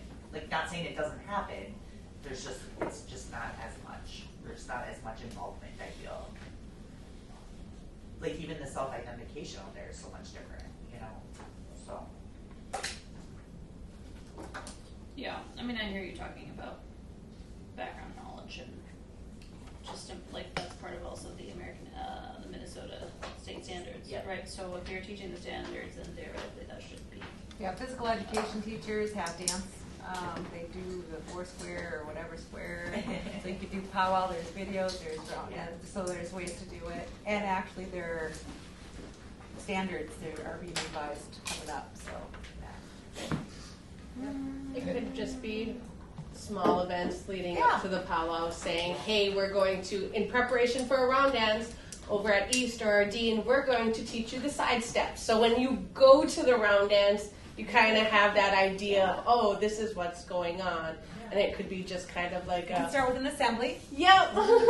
Right? Like, yeah. So that's a good point. So that's second. So however, That second bullet point under action steps on page 8 should get moved to area 4 then? That is correct. I have the last bullet, area 4, on page 12. And then I put build up. Oh. Build up the East Enders? Right? Yeah. or how to include like the schools and that. Yeah. But I think, Jamie, you hit on the head a lot too. Like, a lot of that programming has always been put on American Indian or the other integration specialist staff. It's never, at least my experience out there was never that, the principals or the administration was coming forward and being like, we're really interested in some of these things. Like, how can we support you? I mean, it was always very driven by our staff. Like, this is what we want to do for our students. Will you support us? Yeah, I think it does need to be, the responsibility needs to be put back a little bit on them.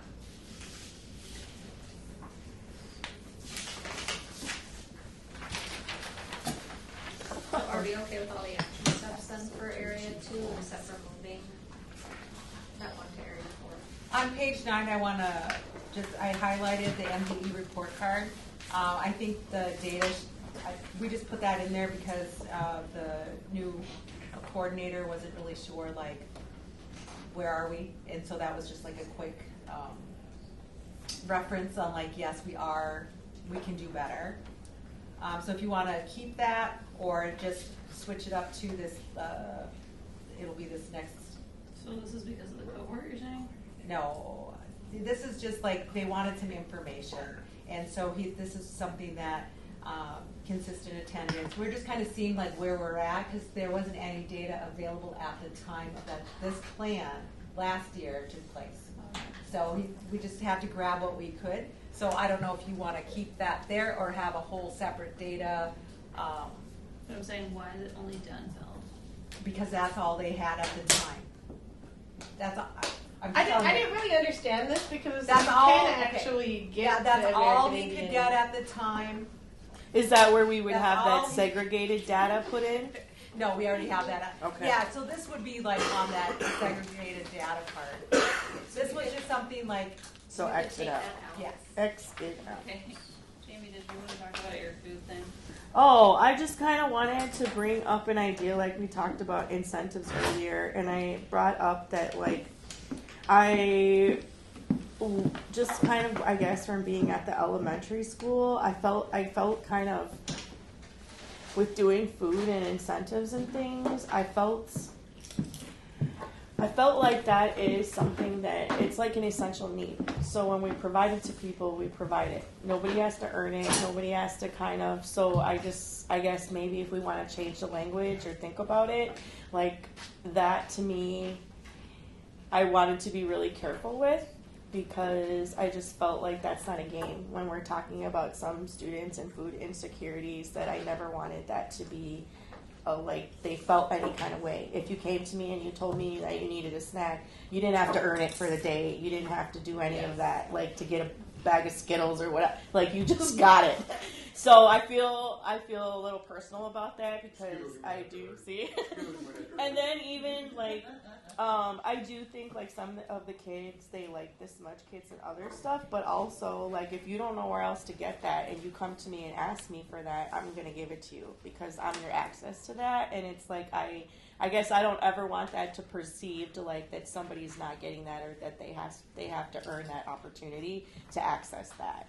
So those things I think are great incentives. I just maybe the word incentives isn't the right like way to say it because to me that makes me feel like they have to do something to earn it, and I just don't want it to be like that. I want that something they should have access to that. Those are some cultural things, and I think that they should have access to that. And for some people, that might be the only way that they get access to it. So I just wanted to say that. Yeah, and the reason why it's worded like that is for one, it says culturally appropriate. Mm-hmm. Okay. This allowed us to get away from using the word snacks Mm-hmm. because that was a hot item down at MDE with these plans. Okay. Was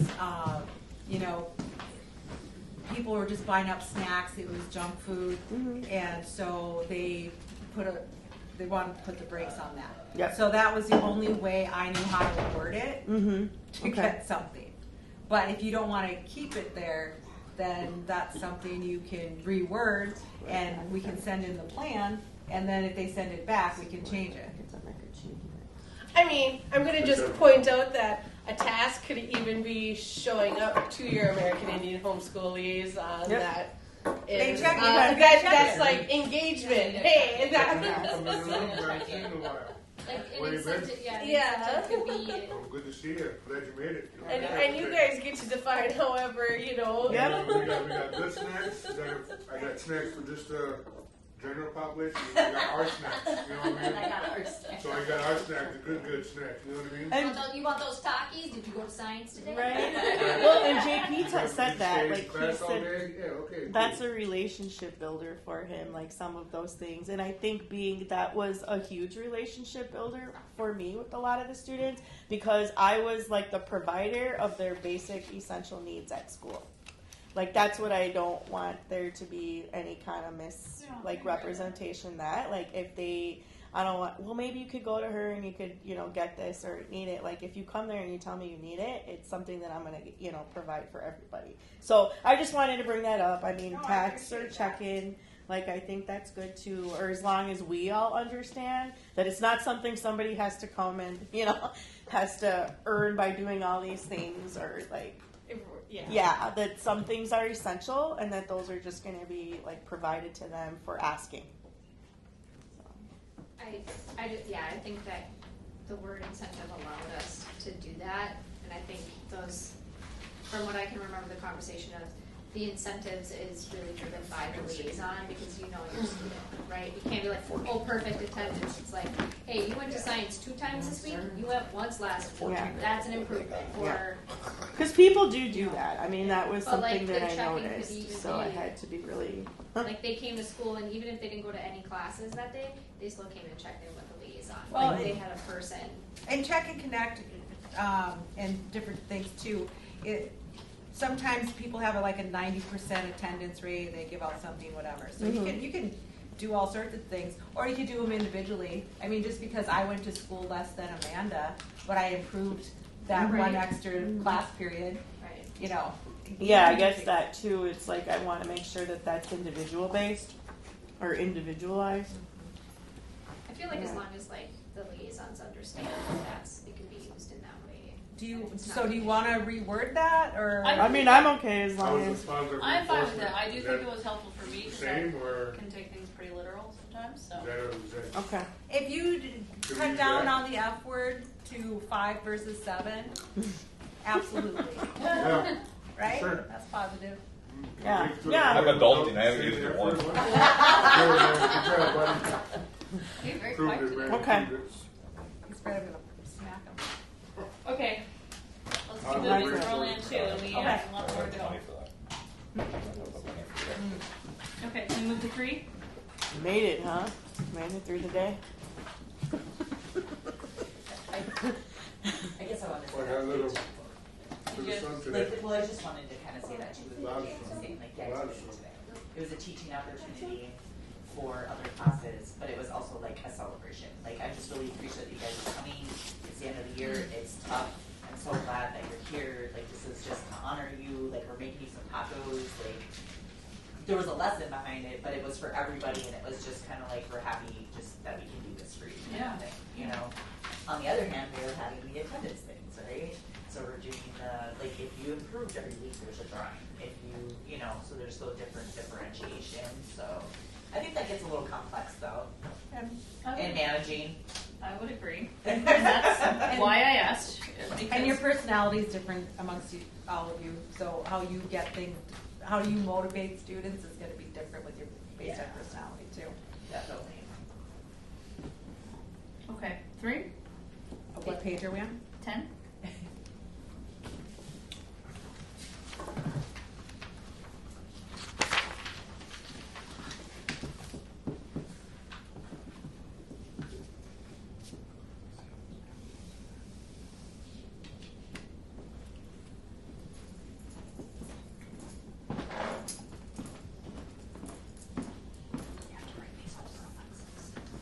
Oh, jeez. Why does she have a Jeep? No, her mom collects the damn thing. You wouldn't Don's like, I believe don't want these in my house. Oh, now I know. Oh, I can really. I'm gonna get your address and put a big old ducky outside. Well, it's the act. She's living on the couch, so yeah, she'll just come to the door. Just say, "Do we have ducks?" She'll come running out. Is this a Netflix? A My life Netflix is a Netflix. special. Sounds like an after-school special. It's a Jerry Springer episode. Well, I know about those. I feel like I'm living that every day. The only thing we added to 3 was the making sure that students had access to the PSEOs until we built in the course for them. We put, and then we put for an elective, right? The cultural or the course electives. Yeah, Well, we put like a Outline. deadline on we it. put a deadline for that. Because it was Yeah. already there, but it was just kind of an ambiguous thing. And it seems like the Anishinaabe of this career will be offered as an elective next year. At Denfeld? Yeah, we'll be offering it first hour. It was kind of designed around the cohort, but I don't think they're just limiting it to the cohort. So if people want to sign up for that, it will be first hour. Will it be a CITS then? That I am not sure. Well, that's weird because my kid already picked their classes. Yeah, I was they're gonna coming say. in. They're coming in. So is that going to be for 12th graders too then? Um, Because right now it's only 10 and Alright, we're 11. on it squirrel was right pitched to me now. last week in the counselors meeting. So So it's probably not for 12th graders. So we should keep the number 3. Yep. Correct. We're good with number 3? Yeah, because that's to all students, not just cohort I'm pretty students. sure, Jamie, it's not a CITS. Yeah, I know. I think the issue that we're running into is that we've had kids that have taken academic skills and college career readiness like 3 different times. So we need to design something where we can still do a check-in, but also do some culturally relevant, appropriate programming, and which tends to be more so in our first hour. Okay, so in number 4, the only thing, we're just adding the the ask from the Amber Green's guy to move to the last bullet on page 8 to page 12 to that area, and then we'll move the powwow from page 9 to area, correct, to page 12? Okay. All right, just making sure in my head that I said it so I can remember it. Okay, just so I understand, the cohort bullet being in this one and in, We just cross-referenced it. The cohort is in 2, area 2? 2 and 3. Yeah, Okay. but the money comes out of which area, 2 or 3? 2. Right, academics. Okay, that's what was Yeah. confusing So it's about saying, that. but we're cross-referencing it because we're saying that we want it.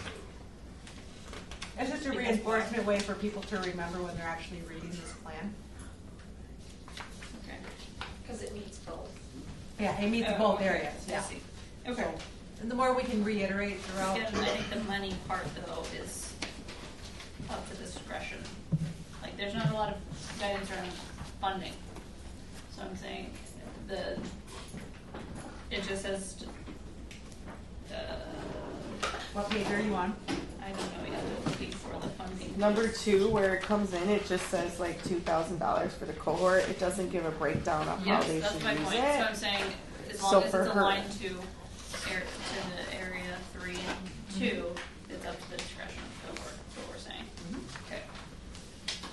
Gotcha. So is that what you guys are looking for again, is 2,000 for the year? We don't know. We haven't talked about money yet. Oh, okay. Don't be getting us all off task, Amanda. Alright, so now we're going to 4 on page 12. No, that was just adding. Oh, we're on area 5 on Okay. page 13. Page 13. And we did add a goal on page 14 for that. Okay. And that was for all American Indian staff. They have a professional learning plan for professional development. All American Indian staff be compensated for additional work that includes but not limited to other district professional development presentations, curriculum development, after-school activities, and events. Okay, I'm sorry. I think I have a question about area 4. Page 12.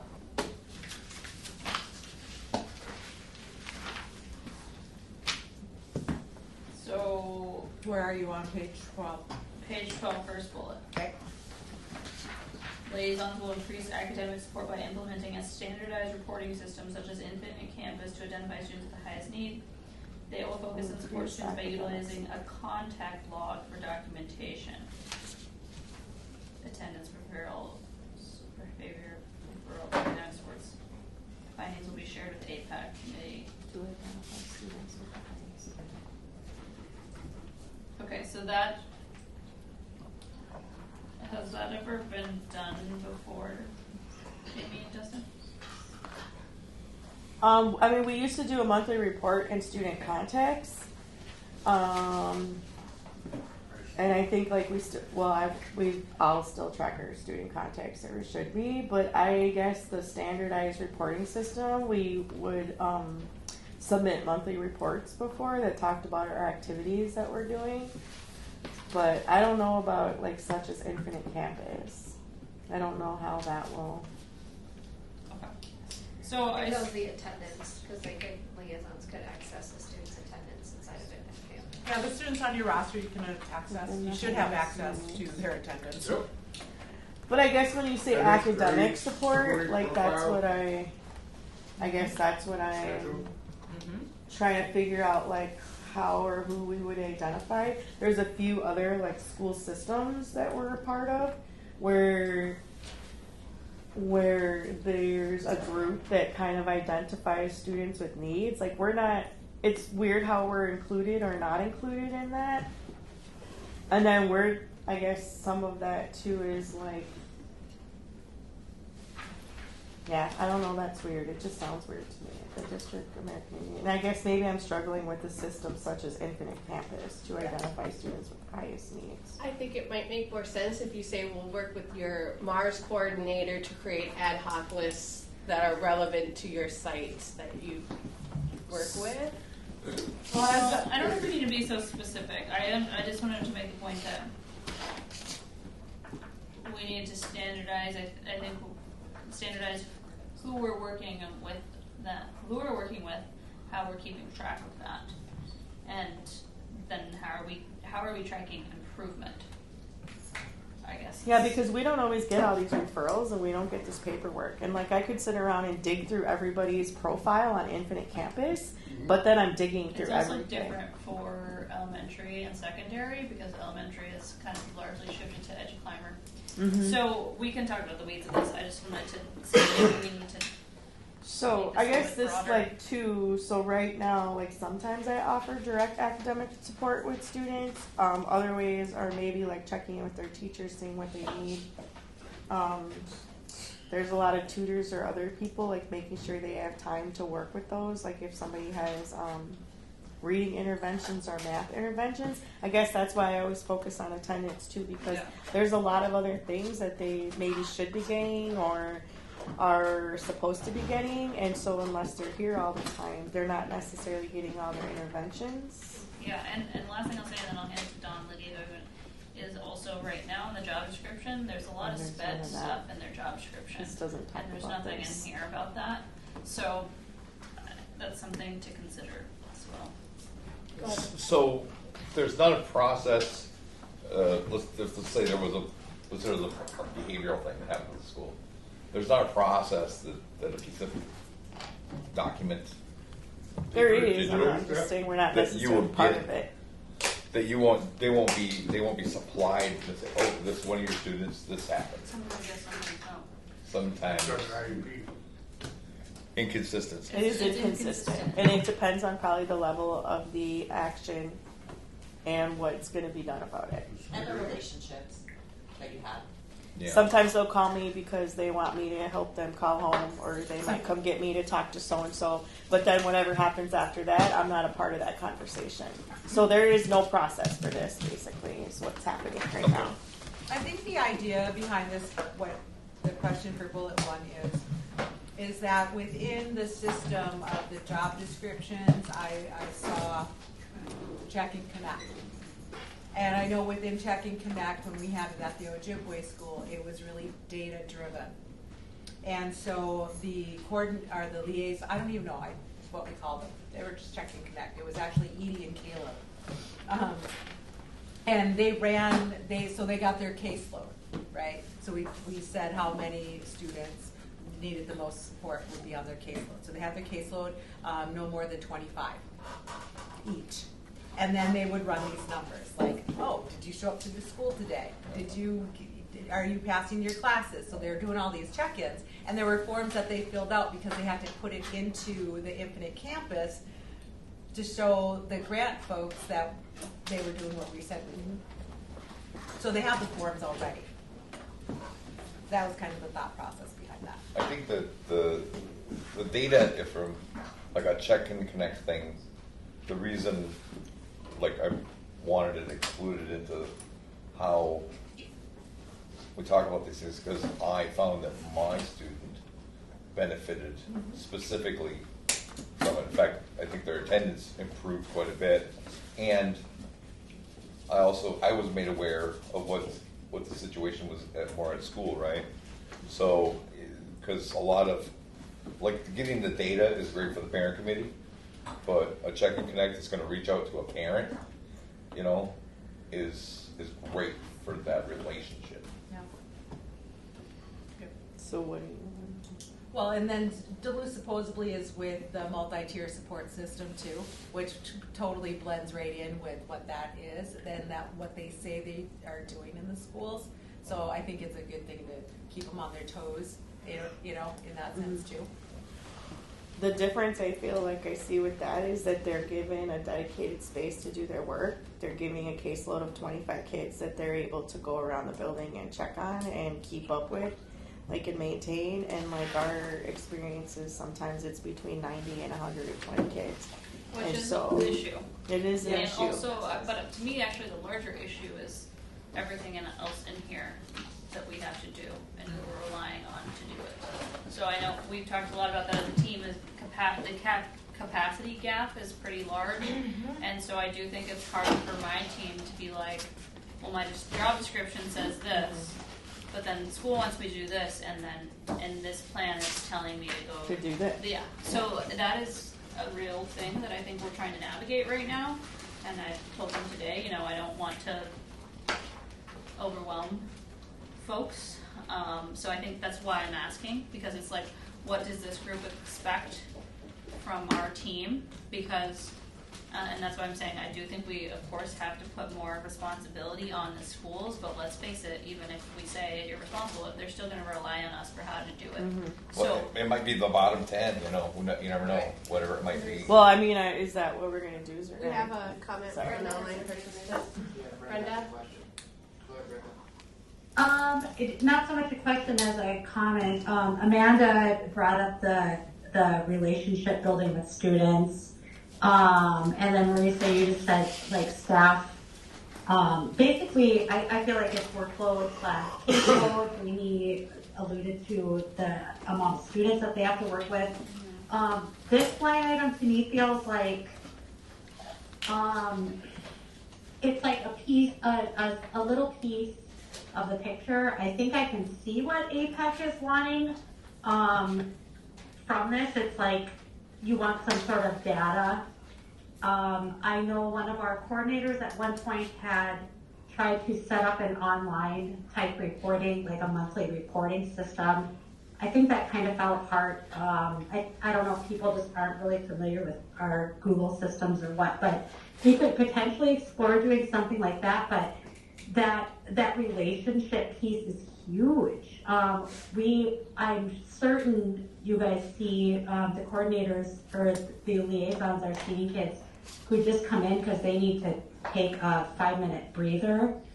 And that might not be a student that needs any academic supports at all. So I think we do need to parse this out a little bit and be realistic in what our liaisons are able to do in a day, which is be with the students and where are they going to fit in that deep data dive, like where you're poking around in everybody's files to try to figure out who needs what for them. And I think we also, I told our folks today too, like this is a larger thing that I would like to take next year to dive deeper in, because we need to look at the job description.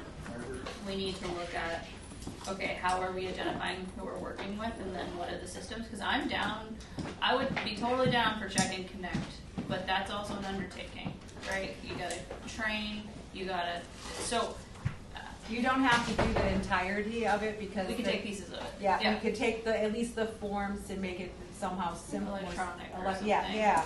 And then, the administration part, the leadership team for Duluth can take the 800 students and use the system to see who needs supports in what areas, and then that way, whoever's at that school site with those students, you can share that information.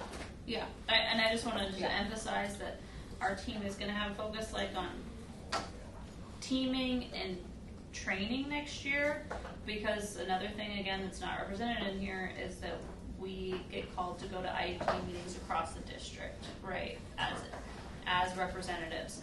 Now, do I think that's something that potentially a liaison could take more of? Potentially, yes, but there are things right now that we're holding up that we can't just overnight not do, and we also need to build others' capacity to do them.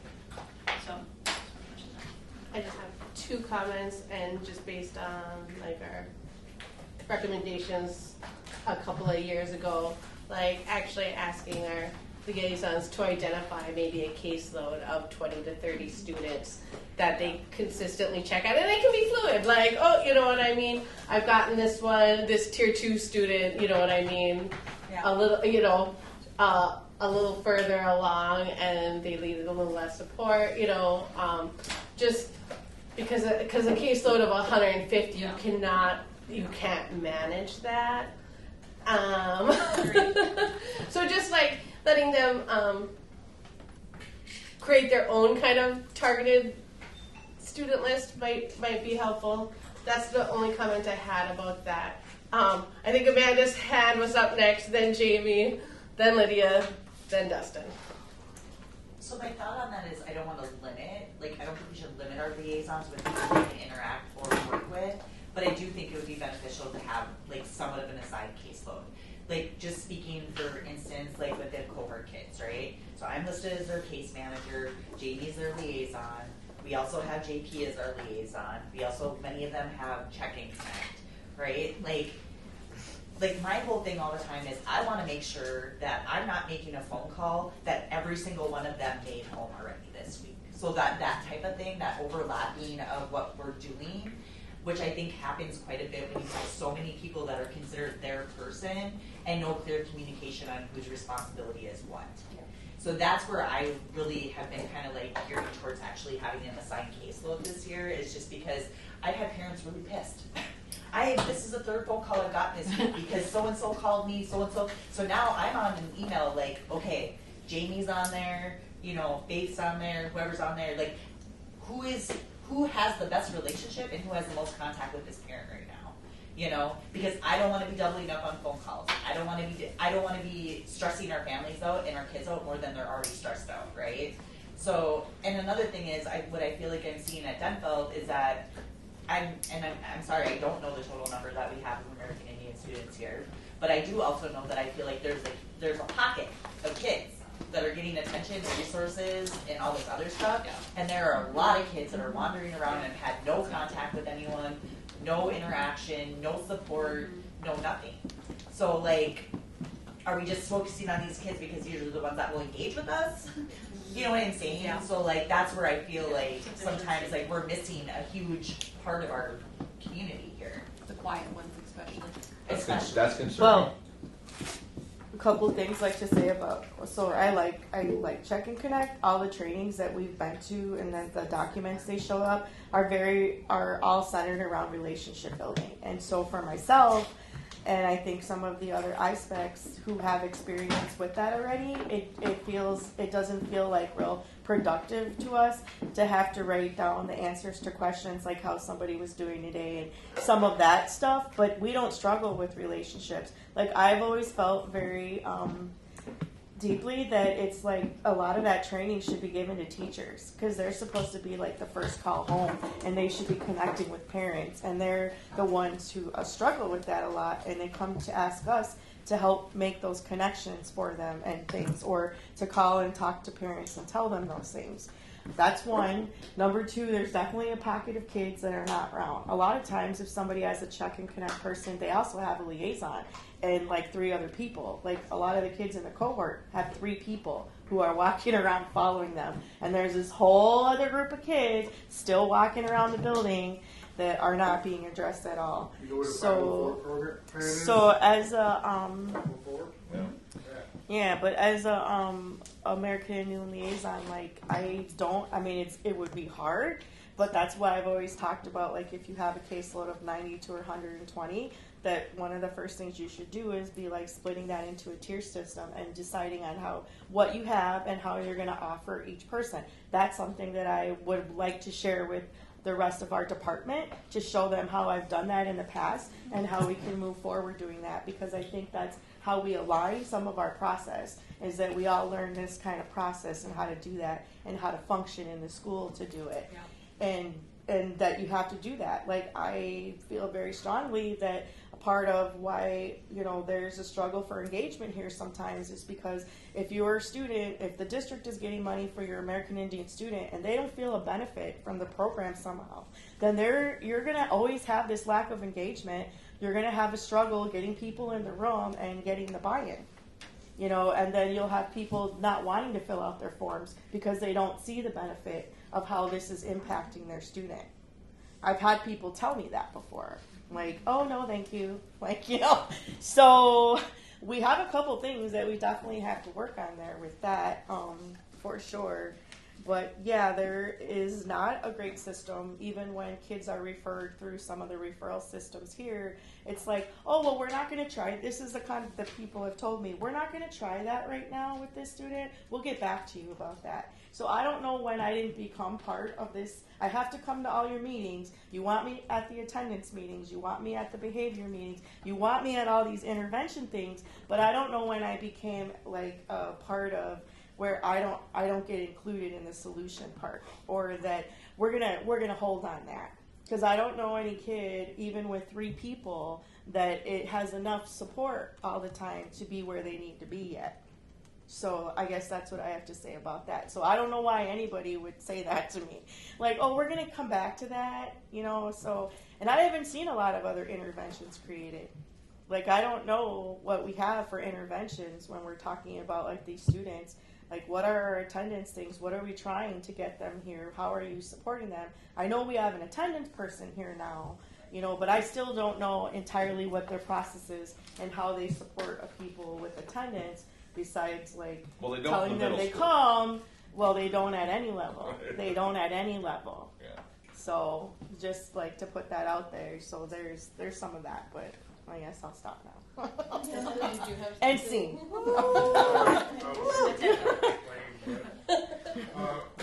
Yeah, my thing is, how do I get a student that doesn't want help? How much energy do I put into that before they want to not come by me completely? I can only ask kids so many times, come to my room, sit down, have a seat, get a drink, you know, whatever.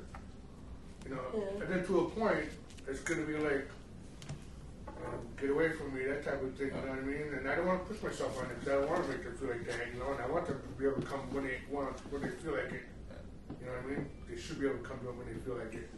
And, you know, it's tough because how do I can't force them to get help. You know, they want to have help. Yeah. But I don't want to put myself on there. You know? So It's a fine line. Yeah, but It's you fine don't- line, but it's like you can just document, reached out this day, Like I said, reached my out this case day was- after 3, then it's like, okay, they Well, dropped and to the it's bottom also of the list. training, right? Because When I call that's home, also a systems issue, right? Because you also should be able to push into a classroom with a teacher, and I know that that's not always easy, but not all the time, yeah. right. So there's multiple issues And I think there, and I call home too, you know, and sometimes I don't get the answers or answer. And we had a presentation the other day.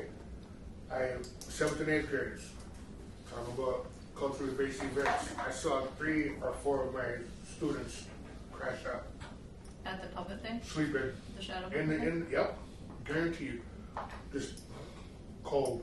as you wake them up. Well, as best you can, you know, and you can shove, you know what I mean? And then you release them, then you let them go, then you sit them out in the commons, you know, and then what? Yeah. And they don't get their activity or whatever, you know?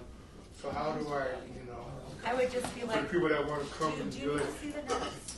Well, hey, Yeah. one of my kids. She doesn't take just anybody. You have to call her first, FYI. Yeah. Talking to the nurse? No, she doesn't. She will send an email It's school-wide. a $100 raffle. Walk Anyway, I don't know. Yeah. them down. Lydia had her hand up for a while. That's hard. I think like from some of this, like what Jamie, I think Jamie was saying about having like a tiered system is that part of the conversation with the feedback we got from some like liaisons is that not all of our students like want or need academic support. Like we have students who are doing well, who don't need attendance or behavioral or academic Then you support. do an event. And then, and then it's like, so they kind of end up falling through the cracks because it's like they don't need help. So you have like liaisons who end up focusing on students because there's issues, right? So you want to be a support to get those students who have issues, to get them to school, to get their attendance, to get their behavior. And so having a tiered system, and we talked about having like that the contact log was, I think the ask that the committee kind of talked about was that liaisons are at least making contact with our students like a certain number of times a year.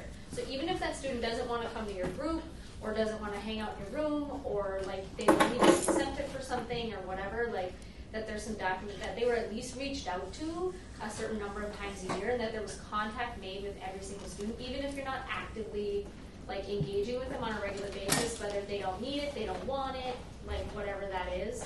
Because I think has been happening or was happening is that the students who need attention or are like, I know like Bug at East last year was talking about, I work with students because the administration was there a problem. If that student's a problem for admin, they send them to me.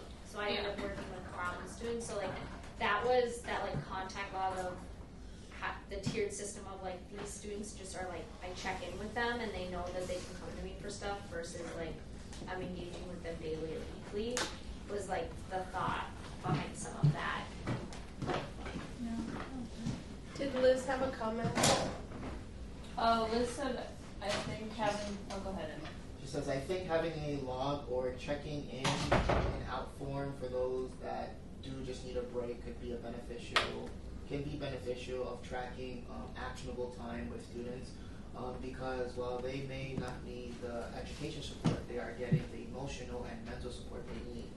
And I agree with the assigned caseload, students will know who to go to and so will parents. I feel at some point I'm an IPAC. They got more than just indigenous students in my room at all times. Just because I'm a basketball coach too, so I got my players in there too all the time. That's what I mean. The players get that. No, because that's building the positive reinforcement and the self-image of American Indian students. So when other kids who are non-native come in and they learn how to speak our language and they see the things that we do during our lunch group, then they're getting cultural competence there. Yeah. So it doesn't just go with that. At I times, agree with that. like there were probably, and keeping a log, so when I did logs at Myers, sometimes I would see 60 kids a day for at least 20 minutes. Those were my native students. And then I probably had another like 20 kids that were non-native students that came as friends of theirs. And all of those were for at least 20 minutes a day. So that's what I was keeping. Then I started keeping categories, like so some of it is cultural support, social emotional learning. There were some times that it was academic support, but a lot of it was these other 5 categories that we had. And then if I knew they were special education students, then I would keep track of that. But you can definitely, like, that's a lot. My schedule was very tight, back to back. I had to have a classroom, had activities so that they could keep on track. So they're not just coming in the room and then we're all, just not having anything to do. It has to be very structured. So this is why having a classroom to me is a huge deal, because I am able to see 60 plus students as long as I have a space to accommodate the activities that I should be able to provide them. So those are the things that I could do, but that's it. I think we could move on from this point. I think the takeaway is that we need a more standardized process. I also think, for me, some of the challenges I hear to go back to clarity of our role. And I also think that's been an emphasis with all my teams, because I do see a lot of, we are getting kids that people don't want to engage with or get pushed out or whatever. And that is a tough situation, but the only way that you course correct that is to be very clear on what your role is, right? And so I think that's what I want for my teams next year, is to be very clear on this is what I'm here for, and following that. Thank you, Liz. She said she has to go.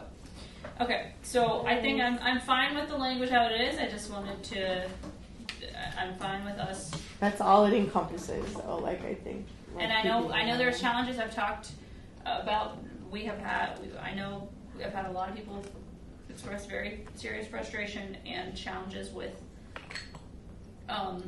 documenting and tracking student interactions, and I hear that, and also I do think we have to do a better job of documenting and learning from the documentation.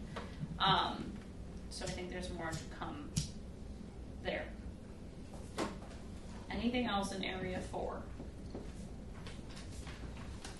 We were on to 5 before you went on that. Along with that. So that was all my fault, we were saying, That the is last bad. 45 minutes? Yeah, I think we're trying to get through. Okay, area 5. Area 5. Chrissy, yes. It was just That was on you. I'm the problem, okay. It was just that No. one thing. Yeah, we just had the one added goal for the American Indian staff, making sure, basically what we were talking about, and what I think they want to protect their boundaries instead of being piecemealed out. So that's why we put that one in. Because just because say you're only with the one person in a school as the American Indian liaison, you're not the building principal. And that's, oh, this kid's a problem, this kid's this kid's that, you have an IEP, this teacher wants some curriculum on a lesson. So that's why the compensation and building those boundaries, that was the purpose for the goal. And redefining the job so it aligns with this. Yeah. I understood that. Okay, so the thing that was added is the professional learning plan for professional development. And I think that came from, like Jamie had talked about. Like everyone else gets the professional development about American Indians, but American Indians in the house aren't getting the well balanced feel of the whole public school system either. And there's things that they want to learn, and so I think that's part of relicensure anyway, is having a PLP on file. So why not extend it to the experts that are the Indian liaisons?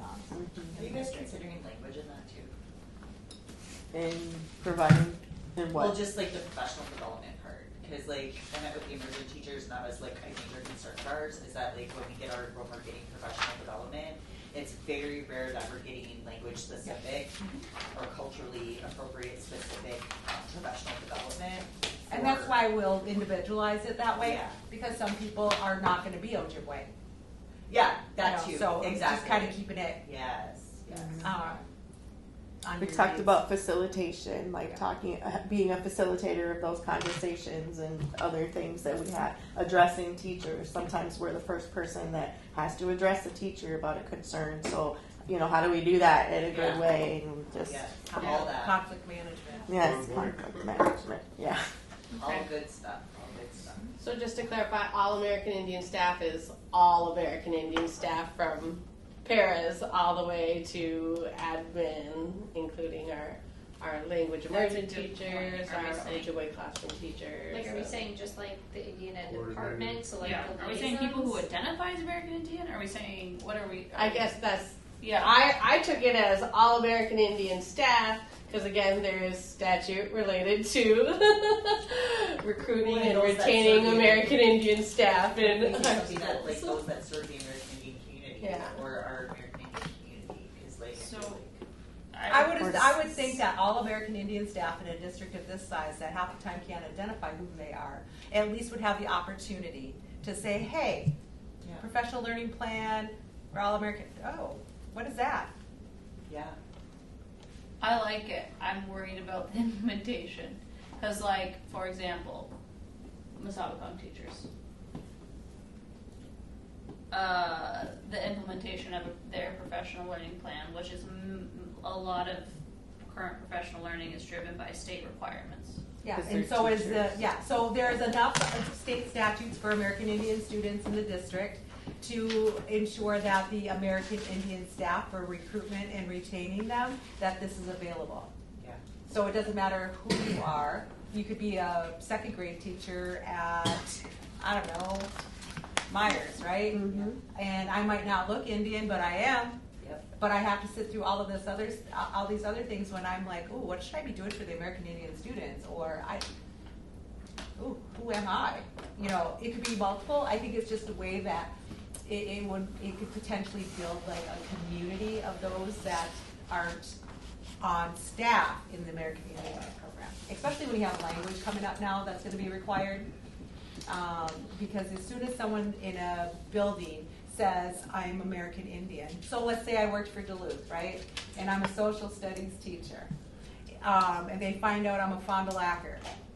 Do you know how taxing that would be on me as that one person at that school? Basically, I'm expected to know everything as a social studies teacher about American Indians. But all of my professional development up until this point has been for everything else. But Yeah, I hear you, and I agree with everything you're saying. Yeah. But the teacher contract also is very tough to get. it doesn't matter because by law, for relicensure, you have to have X amount of hours for American Indian students, culturally relevant, yeah. Yeah, so I guess, okay. So that's When what I'm they should reading be into it- focusing on. Because even them, working as language teachers, their focus is supposed to be still working with these American Indian students in their program and using the language to increase their academic success. Yeah. So there should be a very intentional focus there, because I think that even for them, sometimes relationships are hard. They still struggle with that. They don't always come from the community that the students come from, right? Or even the socioeconomic class. So to understand like those perspectives, I mean, you could still struggle there. You could still struggle. Do you know how we could look at this? Maybe if people question it or don't understand it or don't get the intent, is that starting 9th grade, state law is that all students will have a learning plan, an individual learning plan, not an IEP, a learning plan.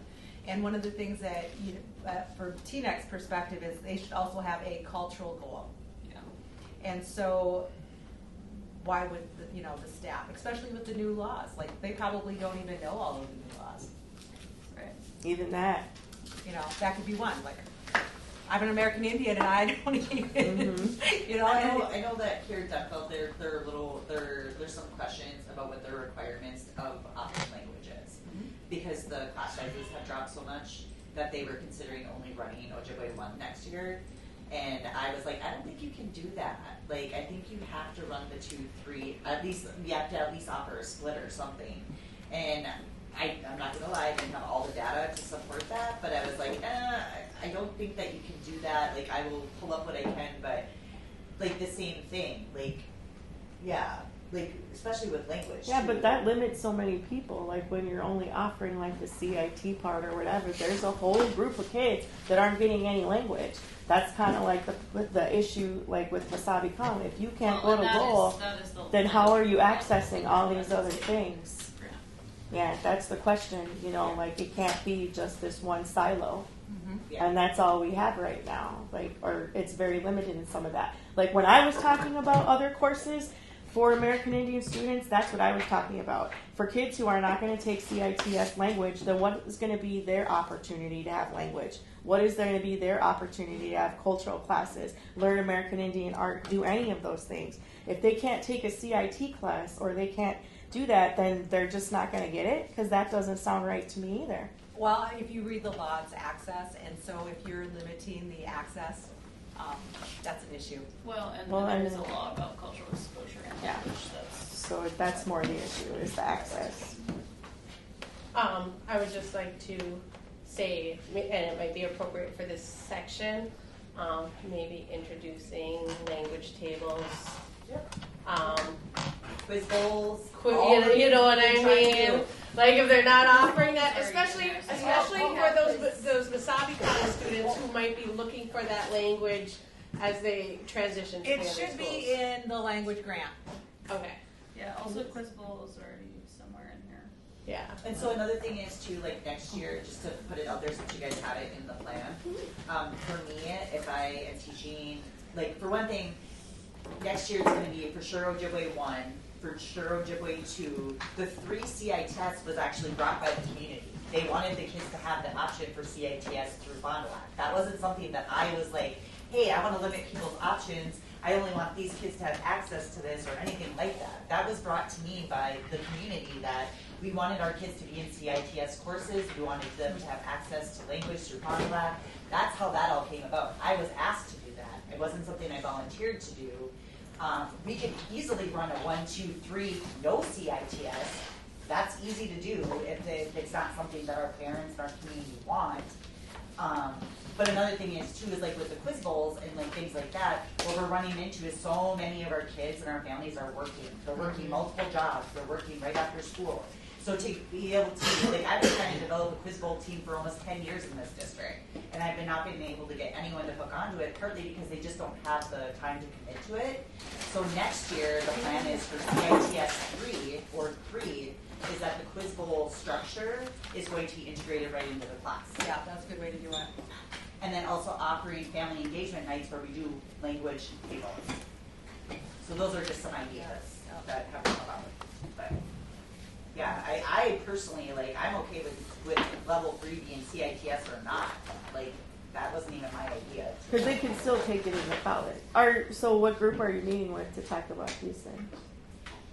That was just offered to me through the structure of the school because they were trying to find more CITS courses for our students. I meant like for your stuff for next year, like what year are you guys working meeting with Tanya with? Jackson. Oh. She is I think, going to be the new advisor. Okay. Or the main advisor for Tom. So for Denfeld? Yep. Mostly for Denfeld. Well, because the indigenous Honest, and I'll be a Denfeld Lake initiative. Superior. Right on. I can go back to teaching again. Yeah. You got to do that in the classroom. You can't do that from Anything else Caribbean. for 5? Or whatever. And then 6 is just not simple.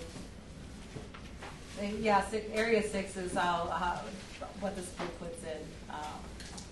If we go over the 50% of the awarded amount, you have to justify why. And it has to show that the school district's utilizing general funds.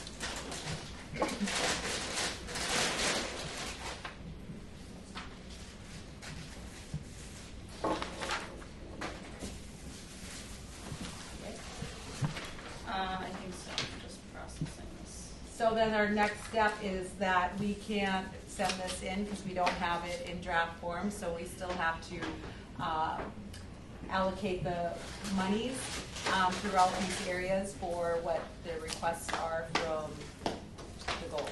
Is there a shortfall somewhere in here?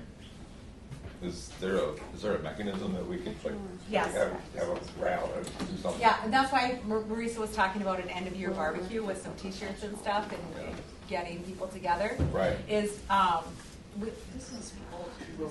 we have to contact the state, so it's, Betsy Blackhawk. Yeah. Request that we carry it and make the amendment to this new activity. I just wondered if there was a mechanism. Yes. I don't even know what it is.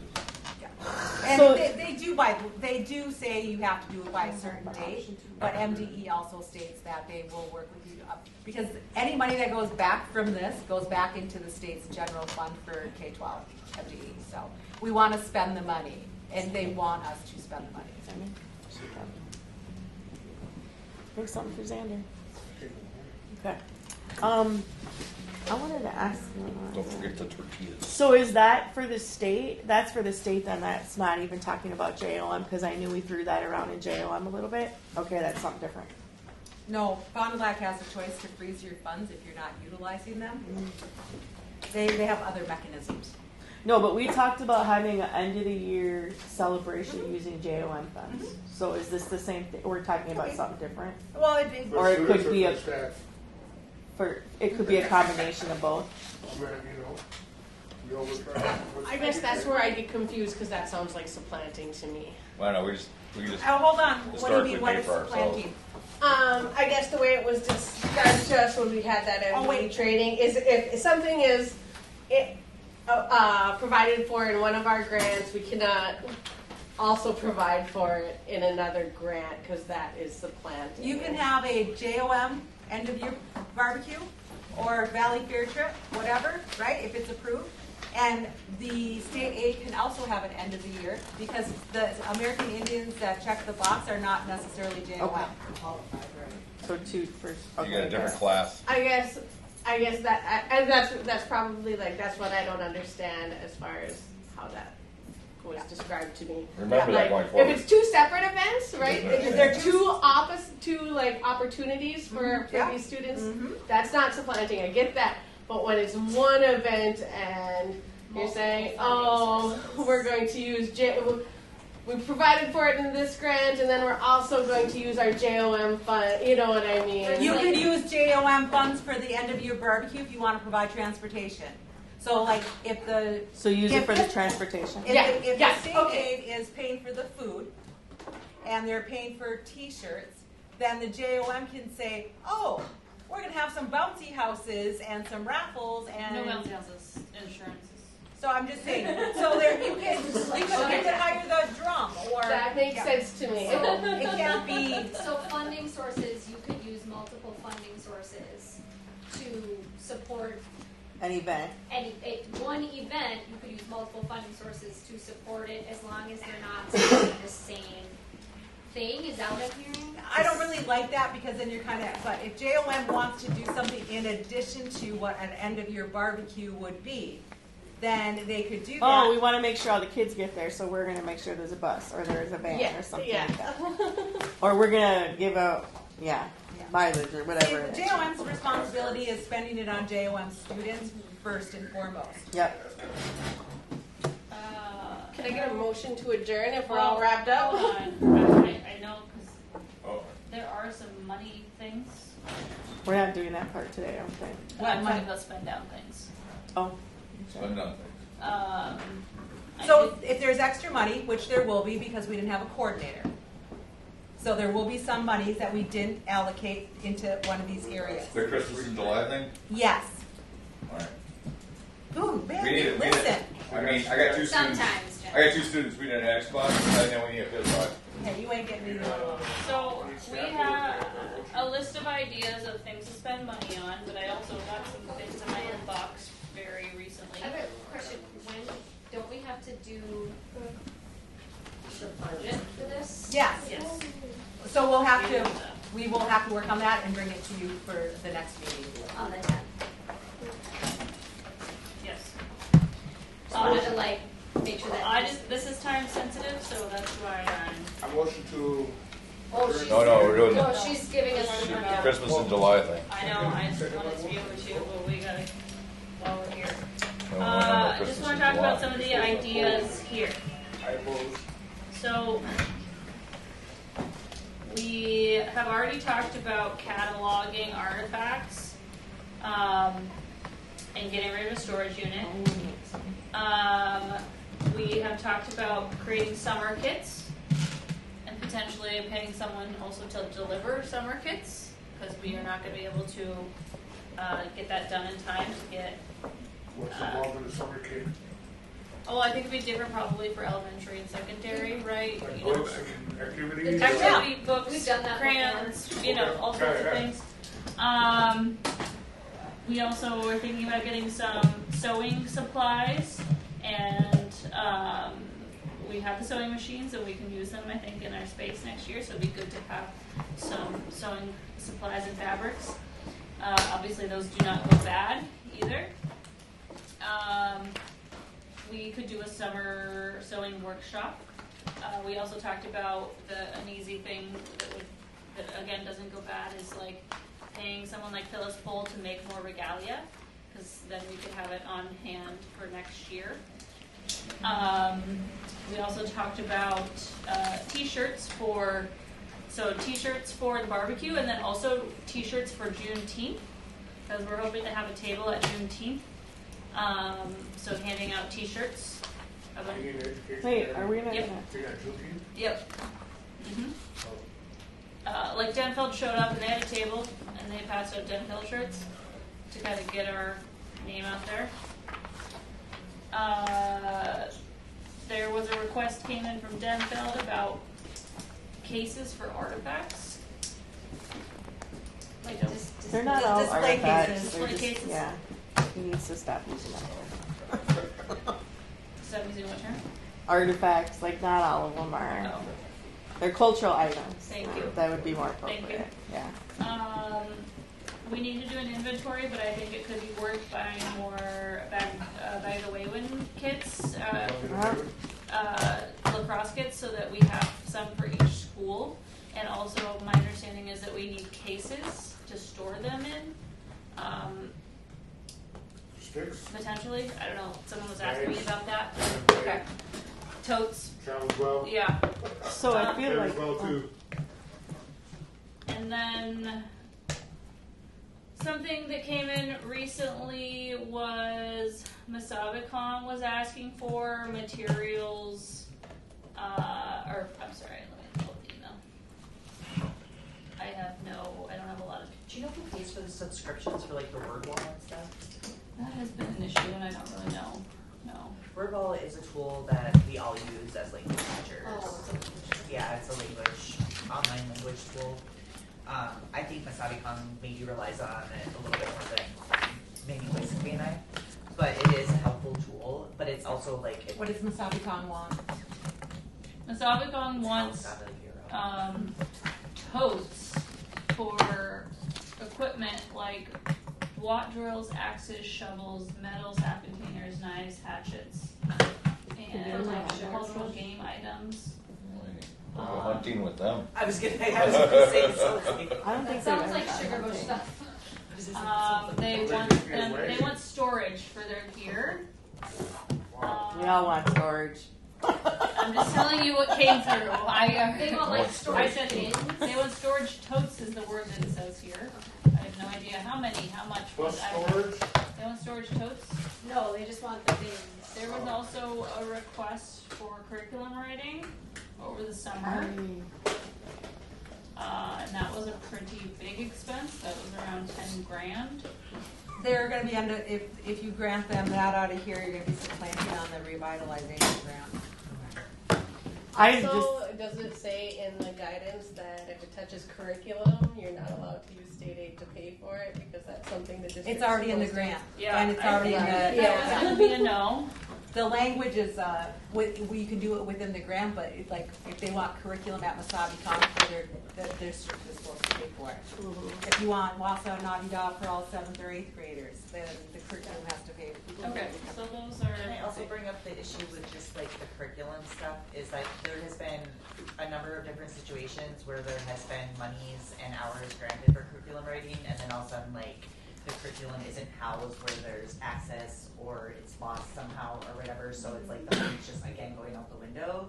So like I think there's a process there too. Like if we're granting the money for curriculum writing, where is that curriculum being housed? How do we have like sustainable access to that curriculum so we're not reinventing the wheel every year? Yep, that's also a law. So then like it's on the website. I saw some of it on the website And too, it'll like also you be said. under So your language grant. I don't know where it is now. What do you say? We got to approve just approve your how to use the No, money? well, like, do you have any big objections? Is there anything that's missing from this laundry list? Is there? Yeah. I mean, Just think like there's a lot of PS5. stuff like we were. I guess I would say like, don't we have to go through our own budget for our plan before we start talking about like how we're gonna? I can tell you Why? this much right now, there's probably 50 grand. Yeah. And I just want to make sure that we remember that we have these education gaps, and this funding is supposed to be for American Indian students only until we close those gaps. So Well- that kind of makes it hard when Miss Abicon is a mixed. So let's just not get to that part. Okay. All right. So what do you think about?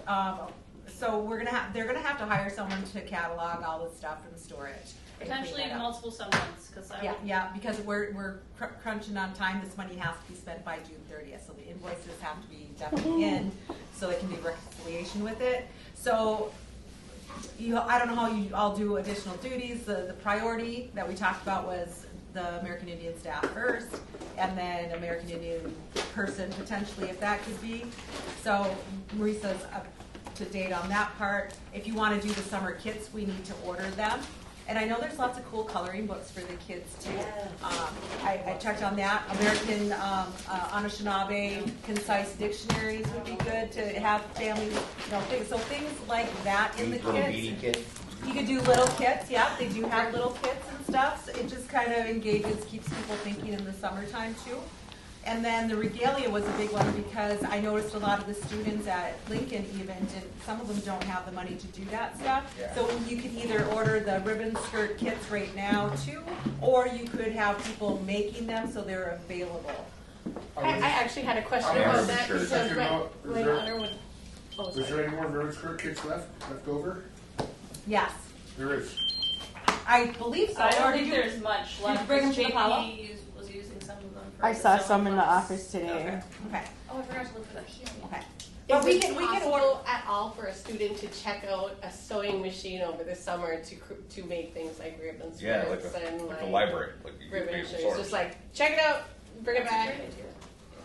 I would be really careful about that though, Amber. It's just like, I mean, everybody's one-to-one even on their computers right now. Half of them don't have chargers, don't know where their computers are. I mean, I think you 3 of the could- classroom ones walked out. Right, I I like think it'd be the more idea of beneficial to host an event, like we're gonna do a ribbon skirt making day, we're gonna do a day, we're gonna have a barbecue, we're gonna spend some community time together, like, we're gonna hire maybe, like you said, a school to come in and help guide it, or. Well, in this next plan coming up too, we can definitely have a sewing workshop Yeah. in July or August. I just didn't know how you all did your summer school. Like, is it only the month of June? Well, if our contract extension only goes till June, then yeah, Yeah. Okay. June 30th. Okay. I mean, but if Summer you want to school's got start the put one on for okay us in yesterday. July or something where it's not that we can't, it's just that we've always had our contract extended till June 30th, and then after that, And that's because that pot of money is paying. yeah, out of that. But this money for the state with this plan, if get it in July 1st, right? And it's in the plan, we could have at the end of July or August a sewing Yeah. out of this next pot of money, not right now. I know, but the risk, the uncomfortable part about that is you don't get the stamp of approval, and then you're technically spending money that you don't know you have, but you don't know. So I It's do not like- have- It's not like on July 10th they're going to say this is approved because it took how many months? I have had enough experience to say that if you're going to have a summer school in July or August, and then you're going to host that, they're not going to say no because it has all of the it It's just that encompasses. communication this far has been very long. But. I've never had an issue at the Ojibwe. Okay. Can I ask a question? One more question. Oh, man. So, like with all of this, so since the carryover has to be spent by June 30th, that's the thing, because we're talking It's about not like a carryover. it's unused funds. Correct. So I guess my question is, because we had 2 staff that we're going to lose in our department, like, are we going to talk about that, or are we going to think about that, or how we're going to address that with any of this, or at some point too, is that something that should be part of this conversation? Right now, there are no cuts from this state aid funding to those salaries. The funding that was cut was your Title VI because of the lack of the 506 forms. Right. So knowing that we're going to have 2 less people in our department, are we going to consider writing a job in here or something like in this state aid? Knowing that we're not going to get that anymore from the title money. Well, we're just talking about the spend down for the money that we have to spend. Well, I can answer both. Number one is you have $413,000. Say you have the same amount for this next July 1st to June 30th of next year, right? Mhm. Even with hiring the coordinator at the 0.5 or 6 that they were at, keeping the secretary at the 0.5, which is still kept, keeping the 2 American Indian liaisons, you are at the 70 percentile or percent of the American Indian state aid, which is the maximum amount. So there is no way possible in this next round to keep what you have already and hire anew. The only way we can think of is begging the district for general funds or getting those 506 forms really up there. Okay. I have some big opinions about that. But, so does that answer what, like, we can't add any more salaries into what we already have right now. Into this money. Can we increase that? Into the state. into So American how many state. come out of this one right now from the state? You have the American Indian Coordinator 0.6. You have a admin secretary at 0.5, and then you have 2 American Indian homeschool liaisons. 100% of their. 100%. They're at a full time. Yep. It's all that last page. And then the extension, contract extensions for staff, I think, is sitting at around $20,000. And that puts you at roughly 70% of the American Indian state aid, which is over the 50%. So we have this spend down So this money is because because we didn't, of the lack of things like not having a coordinator or like. and a few activities. That money would have been spent in that, but due to not having it now, we have this it's not Correct. extra, we have this unused money that We have to spend out. we need to spend down. Appropriately. So, appropriately. So what I'm hearing from Lisa, these are things that have been suggested. Are you looking for our approval? Yes. Okay. I approve. No. No, okay, what? I'm not saying that. No, I should say that. But. I guess, were there anything that on this list that anybody had a problem with? Well, I mean, there's another list that we were building that has a lot of the same stuff. So I think we need to sit down and talk But about that's the like thing, though, what's there's gonna a Like, subcommittee, yes, but five we was never on received one. any communication, and we're like, the deadline is ticking. Like, I gotta. for JOM and stuff. No, no, like, no. that's what Just I'm for talking about. So, but some of the same ideas are the same ideas that are given for all the other ones. So we want to know which one that's going to come out of before we just start saying we're gonna. How I about guess this? thinking We, okay, about we that. have to use this, Mhm. right? So like in my head, this is like, Use this first. use it first. Okay. Then JOM, still keep your Christmas list, Yep. right? And then whatever we couldn't get off of this that you already thought about to join in this, then you can pick up whatever from there and then do whatever else you want to Okay. do. Right, but I mean, I think there should be a document that associates with what you're spending here, that we could say, Yeah. okay, we don't need to really buy this, because this has already been bought, and we still have a chunk of fees, So- or whatever that might I don't know be. if did the subcommittee spend on subcommittee for AIPAC meet? Because there was a subcommittee form, Yeah. people agreed to be on Yep. it. Yeah, we didn't meet. There We was just no started meeting. doing some document stuff and recording those things in there. Plus, we have the one from Title VI, and then we have whatever. Okay, so what So we have a couple, but knowing that, I guess that what I would say is that we buy at least a couple of lacrosse sets. Like we don't even have one whole one right now. So like at least 4 lacrosse stick sets, and that we look at buying materials for summer kits for elementary, middle, and high school. Are you making a motion? I'm making a motion. Second. And then lacrosse kits, summer kits, so we'll approve those. Yep, those are our first priorities right now. Okay. I don't think The kits, the activities. Yeah, Can't hear you. I know Harbor City does a graduation, What'd they you do a say? thing every year. I said, I don't My think daughter a was a regalia serious would be a kid. horrible idea too, because I mean, you've seen how impactful that is. With Yeah. our kids. A lot of our kids sometimes don't participate like in our round Yep. dances and stuff because they don't feel like they can because they don't have anything. Yeah, and Yeah. the younger ones too, like getting the shawls and then getting the a little jingle dress Yeah. that's Yeah. adjustable. So Oh, as yeah. they grow a little bit into it, those kids. I was just thinking Or- when I was looking at the kids, I was like, some of the No, families. exactly. I would like to amend that then to include materials for or items for a regalia closet. Items, or should we also? Well, we might ask- need services in there too, right? Because we're going to be Okay. hiring somebody to help us with that. Yep. Okay. For the services, Okay. the Did materials. we Services say, and did we say supplies. no to the Wasabi totes? No. Yeah. At this No. point, I- Yeah. So for the services and the materials for regalia. Okay. So we can put a number on it later. I What think. about? Right, because I don't know.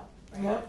And how about the end of your barbecue? It would probably be around June 23rd or 24th, so it's after Father's Day and the Grandma's Marathon and all of that.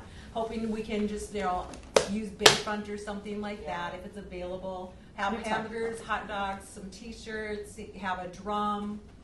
Dunk contest. So I made a motion. I amended my motion. I saw a second Second. amendment. Okay, But so did you that include one. the barbecue? No, I didn't. But So we I'll can make a make motion to summer barbecue, the display cases for the cultural items at Dunfell, Ooh. and the totes. the, I guess the financial support for the cataloging and inventorying of the American Indian education. I think you all PS5 already. gonna be- We approved that already. Well, we approved some money for it. Yeah. Where's my PS5? Chair, So I didn't hear a second. So can you repeat what you? Summer barbecue, the display cases for the cultural items at Dunfell. the back and Wayland kids. No. Yeah, that was already in. That was already in Oh, there. sorry, now Yeah. I'm two different. So ones. just those two things. For And now. then if we, I guess, we already put the cataloging, and then I guess some Indian t-shirts that we like swag, Mhm. like Okay. department swag. Because I think right now all we have to give away are like pencils and Yeah, bracelets. I second that. Kids love T-shirts. Swag. Anyone I got a opposed? few hats left over. Make sure you get some big sizes. Anyone opposed? I didn't learn that. Okay. Hearing none, motion passes. Like, Right. Jamie had an amended motion that was on the floor before that one came up. She I seconded it. You seconded it. Any opposed? Any opposed? Oh, sorry, Eddie. I have a question. I remember the last meeting we had, you guys were talking about buying a camera or something like that for. Oh yeah, for So videography. you guys are still wanting or needing that? Oh, Eddie, yeah, how much, Eddie? Eddie's not. Actually, that came up at JOM, but What I that's a need, good idea. $600 to $1,000. It depends what you want it for. You just want a crispy video, crispy audio. Crispy? Well, we want pictures too, so Real is that crispy. something that would be in well, there? he's added crispy too, so. So we want I wanted a Saying. podcast set. equipment. Yeah, gotcha, bro. Well, if you got the cam. Because if you want a traditional camera, that'll be like roughly $1,000 to $1,500. Uh-huh. But if we go a different route where this is a video, but you can capture the stills from the video, which is high quality, it'll be the most maybe $1,000 Does only. it come with accessories? Like So a I make a tripod? motion that we purchase the video camera that allows us to take video and still Video pictures. camera and audio setup Yeah. or something, because you're needing a mic or something. That's what I would think would be Second. cool. Is that we put the little mic, you know how they make the social Yeah. media videos, and then you can Yep. interview your kids. I mean, I how about I make a motion that we put in $2,500 for the purchase of video And audio. equipment and a camera Video and and audio. audio. Video. Video, audio, and a camera. AV. I want a still camera because I would love to have some of the kids take pictures at the things when we're doing Yeah, it, and I video think and that's the audio. first. Yep. Are we So gonna add that services will cover to both this the too? video aspect. of Yeah, it. you're gonna learn how to use it. Yep, we're all gonna do it. So I made the motion, Lydia. And You really got it. Yes. Any opposed? In terms of, Like to take care of it. Hearing nothing, motion passes. that was the Do you want So that this? was Is this all like your? That was Okay. specifically. All right. Alright. You know that they're here. Do you need them upgraded to get needles and stuff? I have a few. Okay. Let me know if you need Is some. there anything else? Just buy one for- I think that was, Can I get a motion to adjourn? I make a motion to. What about the 10 PS5s for them? Any opposed? that would probably be later this summer. Okay. Meeting adjourned at 7:23. I believe you. What are you working on over here?